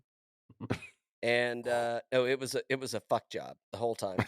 The whole time, it was a total fuck job, man. Hey, you're alive. You're alive. What's that? You made it. You made it. You're alive. No. We made it fine. Oh, and I put this little Korean girl behind the wheel at one point. And which I mean, she may live here. She may not live here. She just may work here. I don't know what she does. I will say before he gets all into this, you got to go listen to the Birdies Bourbon podcast to understand where he's going with this and why this little prequel situation is going. But yeah, you're talking about the Korean girl? Yeah. The Korean. Go listen to Birdies Bourbon podcast weekly. Great show. Go ahead. Just Google Jay Moore and Deacon Jones. And you'll Deacon Jones, actually Jay Moore will tell you everything about Korea. It'll be perfectly fine. And by the way, the Korean, she's totally good with it, so it's fine. And we love everybody. We in the hood in Atlanta over here. Yep. No shit. We Magic own City. We good. Okay, so World Traveler. Hold Ireland, on. Do you guys Oregon, know D-Lit? Do you know D-Lit? D-Lit. Does that ring a bell to anybody? Does not. Okay. Sorry, D-Lit. All right. So D-Lit may be a Sweetens guy. I don't know some of these nicknames. D-Lit 24? Yep. It's possible. D-Lit. I typed in D-Lit on Instagram, so I was like, I don't know if there's 24 D-Lits out there, but it's definitely D-Lit 24. Yeah. Okay, I'll follow him. Is that you? No. It's Joe's alter ego. Yeah, that's my alternate ego. I mean, I'm sure I know him, but I'm looking through and well, so he's going soon. I hope he has a cancellation. By the way, D-Lit, if you're listening, oh shit. Yeah, Moxie Sticks follows him. I think he bought a couple of I think he bought some things for me. I guess I'm a horrible person. Look, Cal, and if you ever need someone to fill in, I'm good too, and I'll do the same. Let me know. Anytime. That's a Bandon bingo. forever. That's a bingo. It's a bingo. Okay, so we'll go back. I'll go back to my world traveler, Oregon. You go all over the place. When are you coming to Vegas next? Okay. Because we were most recently in Georgia. So here's when I'm going to Vegas. I'm going to Vegas when fancy glass. When you fellas set us up. Now, Dan is a bot. I think both of you guys had it. Jeremy, you didn't get a chance, but Matt and Joe did. So Dan's a bot, and Dan doesn't play golf. And hold on, Dan does not play golf. Don't even lie to me right now. He does, but he doesn't. Okay. But I'm like, yeah. Anyway, I can't. So Dan would not survive Bandon, is what you're saying. That's my AI counterpart. No. Ain't no fucking way Dan's going to Bandon. That ain't happening. Now we did do Pinehurst a year and a half or so ago, so we did in that. July and it was or what? No, we actually did it. We did it the week before November, or the week before Thanksgiving. Excuse me. Okay. And it was fine, but like, if you say, "Oh, I've been to Pinehurst," oh yeah, I can walk. I'm good. And you go to Bandon, completely different. I'm not saying that one's better than the other. I'm saying Bandon is a harder trek than Pinehurst ever will be. Yeah. Would you agree with that or not? Oh, 100. I've never been to Pinehurst. We're going soon. But, it's Donald Ross compared to Court Crenshaw, Tom Doak. I mean, completely different. Tom Doak. What's your favorite Tom Doak course? I want him to adopt me. Only played one, so Pack Dunes. I've played two. I've played the Blue and Pack Dunes, and I would pick Pack Dunes 100%. All day long, buddy. All day long. Jeremy, we drive around this city all the time in Vegas. Course? Have you played a Doak course? I haven't played a Doak course. Well, so this is the first one you play, you're fucked. Well, I mean, you can count Old Mac too, I guess. Yeah, that's true. But he didn't give credit. It's a combo. But Doak's got to be the main influencer there. I mean, come on. He is in the no laying up videos. They say Tom Doak, American diesel engine, pump up the Leonard Skinner, punch in your teeth. Let's go. Let's get it in your face. I like it, man. So on Pack Dunes, is it 6 after the par 3? You've got it's a kind of a short par 4. The green is way up on the hill. It's a really narrow green, huge bunker, green side. Is that 6, Joe?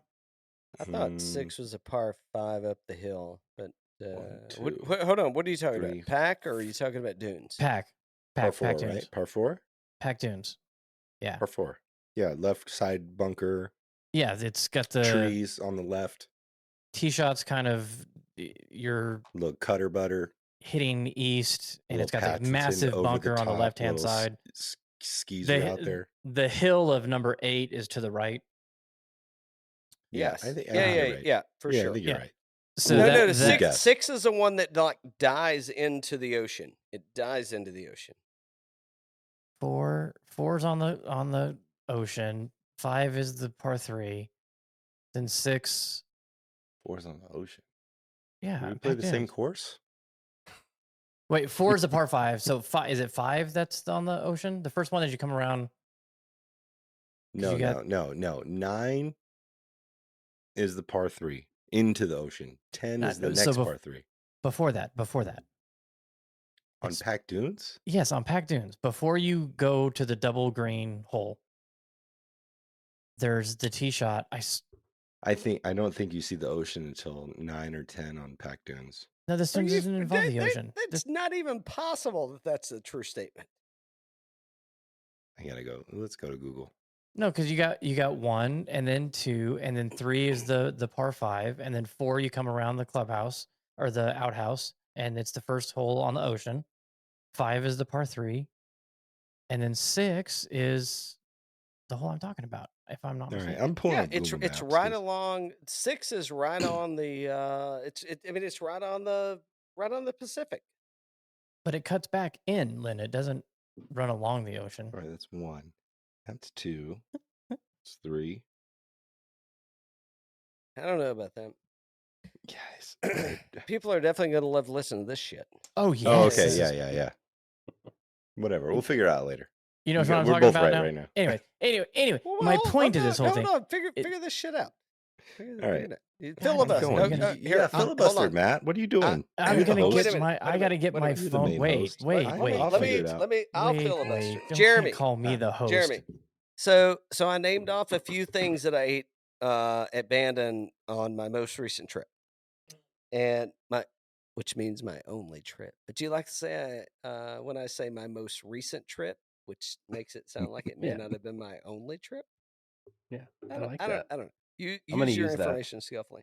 So you get 3 choices. You get a hot pastrami hoagie, you get seafood chowder, or you get the meatloaf. Yeah, I'm going hot pastrami.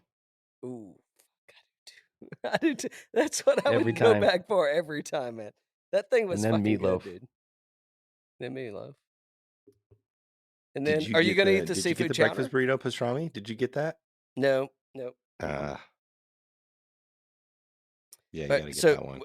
Jeremy? Are you going to get the seafood chowder? I'm probably going to do seafood chowder like at night before I go back to the hotel with the bathroom. Ooh, all right. That's not a lunch item. It's a dinner. It's a dinner thing. You did not sell that as a lunch item, Cal. You sold that as a dinner item. I had it as lunch. That was my in between rounds thing. I mean, listen, I'm from East Tennessee originally, man. I mean, do you know what they fed us up there? It was like methamphetamines and gasoline. Like, did you eat possums? Oh yeah, possum. Well, mostly we ate the necks because we sold all the meat, so we just had to eat the possum necks. Okay, what hole were we talking about? Hold on. 4 is the one along the ridge.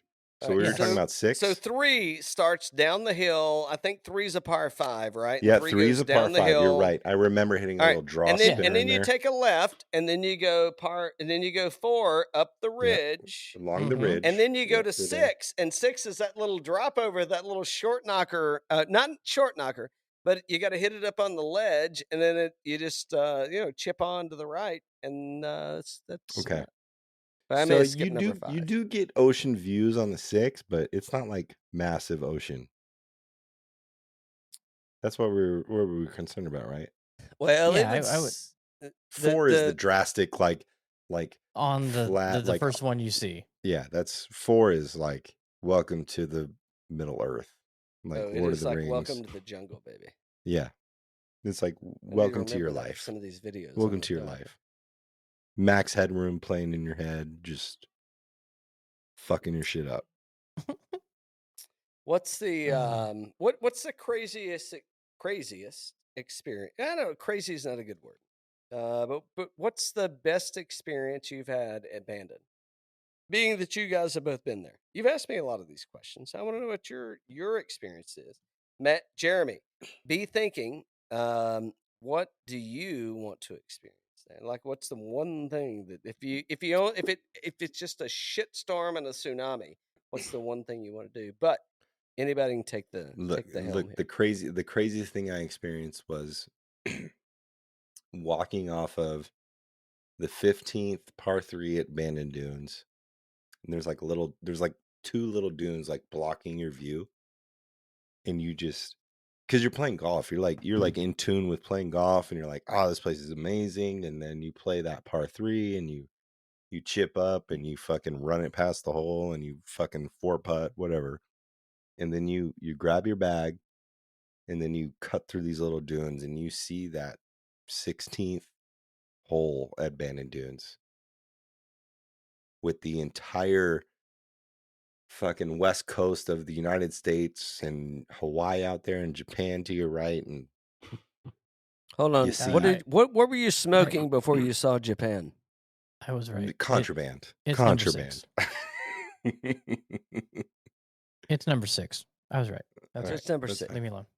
It's but number 6. But that moment will forever be burned into my memory, because that was the first moment where I realized how magical that place is. Like, it's like a fucking, for those that do audiovisual work, it was a gobo burn into my mind. Like, that moment it caught me off guard, which I love.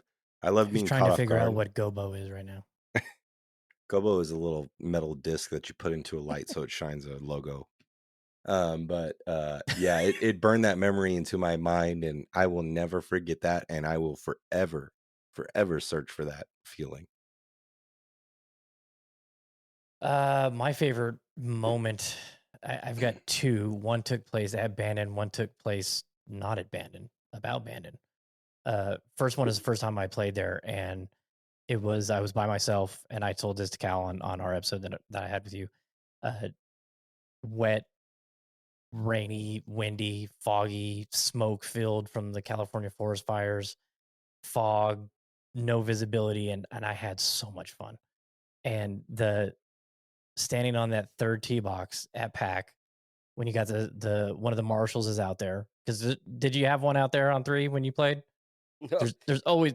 Well, let me tell you, I guess number 6 is awkward, because they're like, no. When you get to number 6, you got to turn around and come back, and you got to do it. And I'm like, well, there's a big fucking sign that says you got to go this way. I mean, like, what's? Hold on. Wait a minute. No. Multiple. The starter told us.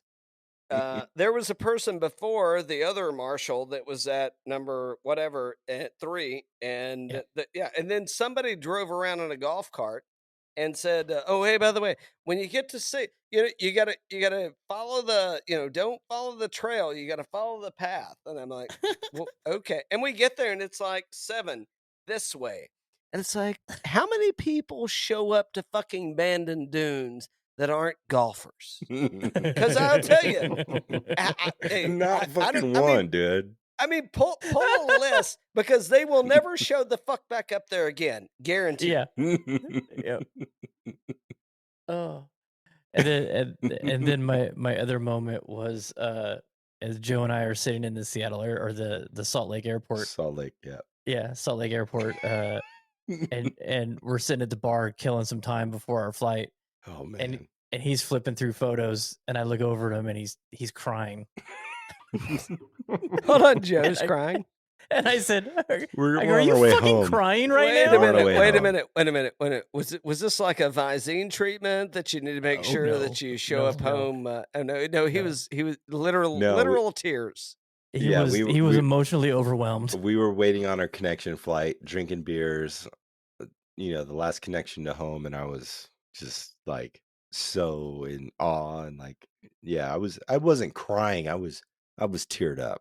I know you weren't sad. They were dripping. They were foot joys making the Keurig. That's what my eyes did. Just squeezing the foot joys. But that just helped me solidify how much of an experience it is. That it was his first time there. Yeah, we're headed home. What I want. The trip is over. And it the moments moved him to tears, and it was cool. It was cool to see. And I want that so bad. Like, I can't wait to go with a first timer just to experience, like a diehard golfer. Like, I just can't wait to see Jeremy or whoever it is there for the first time and see how they react to it. Hold on, Joe. I saw it on the screen. I didn't screenshot it, but I saw Jeremy said yes. He did say yes. And that's called consent. But the hope is that we get there. The hope is that we get there before 2024. You know what I'm saying? Oh, absolutely. So maybe we get that experience before 2024. Yeah, cancellations, I'd be up for that. They happen. They happen. They do. Jeremy, so you're thinking, I mean, how long do you guys usually record for? I mean, I can record for hours. An hour, but we can go 4. It's fine. It depends. Keep talking. Keep talking, Kyle. No, You're good. You ready to split this shit up? I don't want to hear this shit. But, Jeremy, just don't take a nap. Just don't take a nap. No, I'll just do it right on the show. And we still have to talk about the sleazy. The sleazy little nine. Have to do all that. Oh, speaking of the sleazy little 9-holer, I'm playing. I'm playing in the ugly sweater this week. This Saturday, I'm gonna be staying at the E9 retreat. Ooh, JB, fancy. And from the Best Grove Western to the in E9. Winnie boy. We don't stay no damn Best Western. Do they have DoorDash out there if you get hungry? We rated the Best Western in Kimball really high. Domino's Pizza. You can get Domino's Pizza. You can't get no weed in Tennessee. However, I do know a guy that owns a cabin that owns a weed company. Oh, that's weird. Is that your buddy that lives over the mountain? I don't know. From Chattanooga. I don't know. I don't know his name. Perfect. That's called Maybe. Hey, Never met him in my life. Have you ever been to that bar on top of the hill? Of course. Lookout Mountain. Yeah, of course. Top of the mountain. Top of the rock. Top of the rock. Top of the rock. That was called. That was some good food. Really good food up there. I mean, hey, I'll tell you what's getting ready to happen is hey, shout out Lee.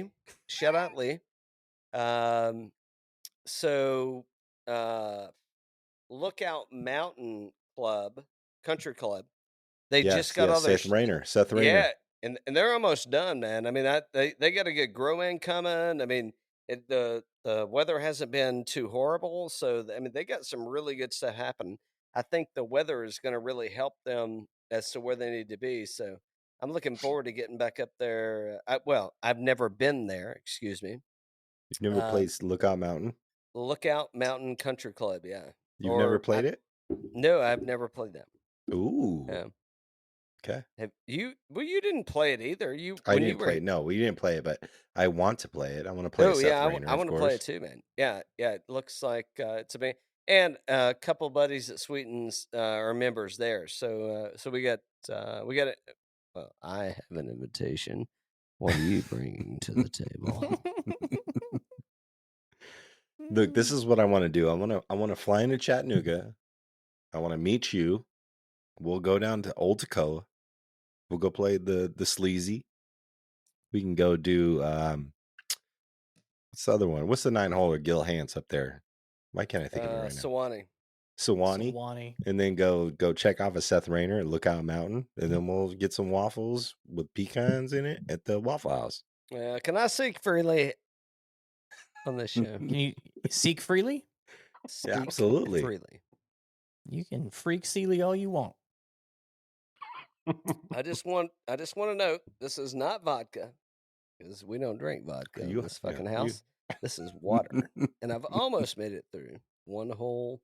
Oh, I guess people can't see, but I've almost made it through one glass of water. I've made it through a lot more whiskey and bourbon, which is generally the way we'd like to direct things.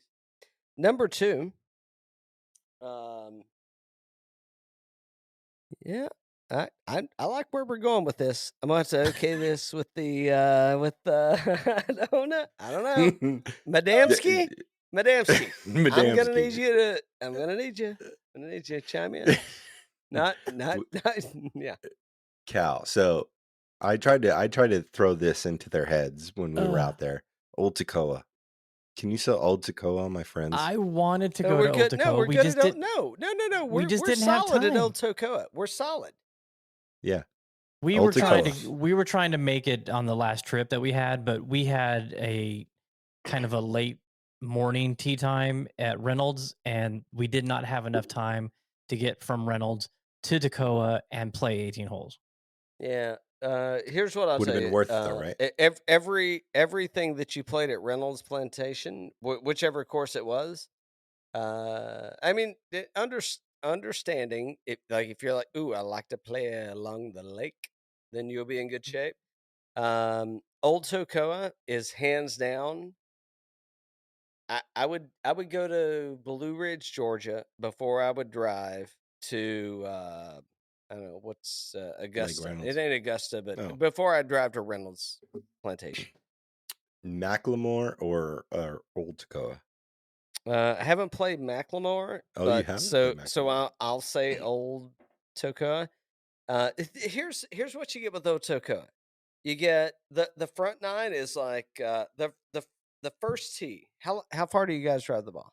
You don't have to say that out loud, but yeah, unless you want 220, easy. Easy 210. I got a high launch, so I'm like 230. All right, it's gonna take more now. Okay, so the first tee, you could, if the wind's not against you, you could drive the green. If not, you'll be really close, and it's like one of these fuck putts that you're gonna get at Bandon or Sweetens, or you haven't played Sweetens yet, but you're gonna get one of these like jam job, the Texas wedge all day. Number 2, you got a landing area. You either got to drive, and it's downhill, like it's up the mountain, and then you got to go, Old Toccoa. And so forget all the bullshit. Pass the first 9, get to the second 9, and now you're like total link style. And they do have, I know it doesn't matter, blah blah blah, but you do have a green that's shared pins.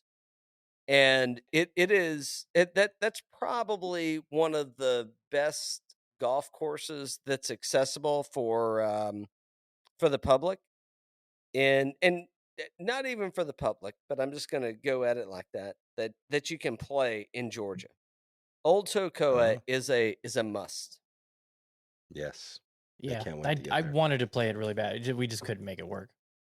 We should have made it work, but well, we had to waste our time and go sit in the parking lot at Sweetens for 5 hours. Well, that's because you're out there not touching the right people. No, hold on. So you said, do you go? You said you go Macklemore, Old Toccoa? Yeah, that's what I said. I played Old Toccoa. I don't know, 4 or 5 times. I ain't played no Macklemore. Interesting. Oh. Look, Macklemore. I think Macklemore is probably going to be like a southeast version of Bandon at some point. They're not there yet. 100%. They're not there. They're not there yet. But they do have the accommodations, the clubhouse, good food. One course currently, they broke ground on the new one recently. They got the putting course. Big ass hotel coming in. And I think at some point, I think that's what they're going for. And I can't wait to visit Macklemore again. Great little logo too. We need some link sole up in that bitch. Fuck this Holderness and Bourne shit.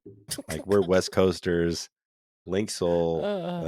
We need that relaxed vibe. But I think Macklemore in 6 years is going to be really special. Yeah, and they're not they're not going for the private course. They're going for that resort, like destination resort place, and it's gonna be sick. And everybody talks about that 18th hole, and I mean it's a cool hole, right? But 1 and 2, 3, 4. I think though that stretch is way better than number 1 or number 18. It's a great place. Really, really glad that we got to play it. I mean, I wanted to play Old Toccoa really bad, but I know that with the connection out there, that is Rare Breed Wild Turkey Distillery man Cal himself, that we'll get back out there. Noga. He always knows a guy. Noga. We need those lemon pepper wings though at Magic City when we get out there again. Hold on. So you've been listening, have you? So we're getting lemon pepper wings at the beer Bird and Brew. Yeah. Did you listen to that Kessler shit? Whoo, boy, that was rough. It was rough. If you've listened to with the stuff that I've been on with Kez, we got lit. I don't think I heard that one. I heard that one. Right. Hopefully they took it down. I mean, there was nothing bad. We just got, we were just having a good time, and I don't know what was said. And then somebody starts pulling out guns. Not me. Oh, just saying. Welcome to Magic City, baby. Magic City, yeah. Well, Magic City is just, I mean, that's walkable. So, Magic City's always an option. I will say, fuck the Atlanta airport. I hate that place. That place sucks. Yeah, you know what? Let me tell you why I love the Atlanta airport. Is because generally speaking, I can fly direct everywhere. Guess where you can't fly fucking direct to? Bandon. Yep. Eugene. Hey, remember several years back when the ransomware attack shut down the Atlanta airport? Oh, I was in the drop-off lane during that. That sucked. That sucked. That was not a fun evening. Yeah. So I hate that airport just a little bit. All right, we've milked this cow, boys. We have milked this cow. Cal, anything you want to say, man? Just let it go. Give range, yourself some love. Go. Let everybody know where they can listen to the show. There's a couple things I'd like to say. Let's go for it. Thanks to Chasing Daylight podcast for inviting the Birdies and Bourbon podcast on. Yes, sir. We need to get you out here to play some Vegas golf soon. Matt, you can always come out here. Joe and Jeremy, I really appreciate. Jeremy, I'm including you, but I'm excluding you. Thanks for coming on prior to my Bandon trip. I'm including you because I hope I didn't scare you off with anything that I said. No, but now that I'm thinking about it, I hope I did scare you.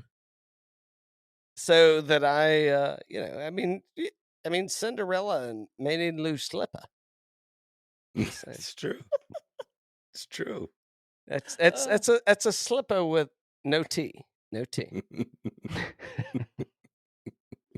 No.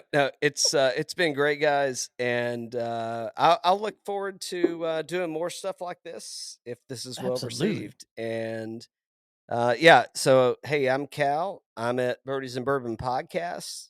You can find me on Instagram at Birdies_Bourbon.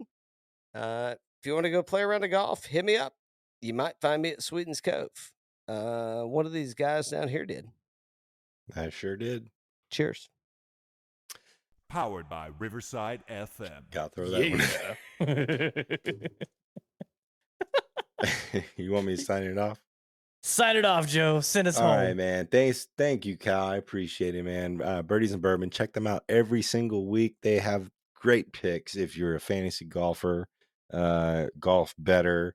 Always love listening to their podcast. They're in my deck, always my rotation, every single week.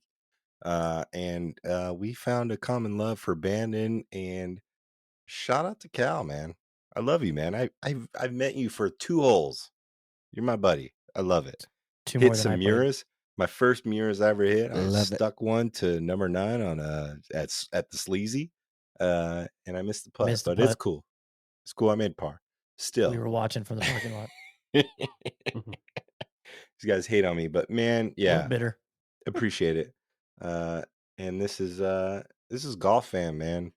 We're all around the country. We are diehards, and we appreciate you listening.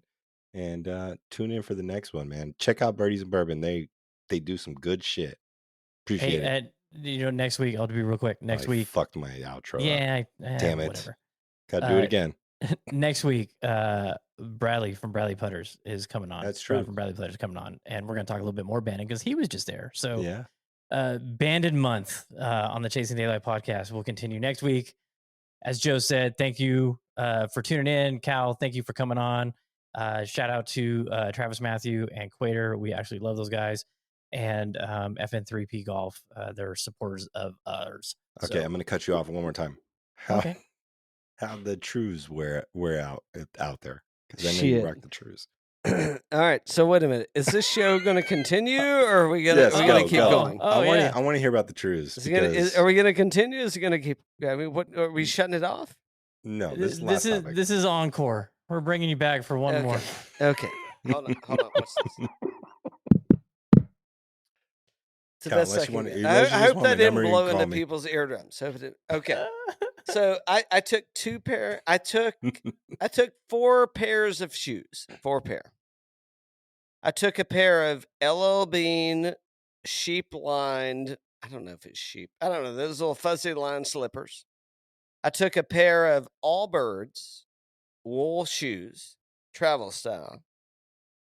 I took a True Links Pro Sport in kind of a grayish color.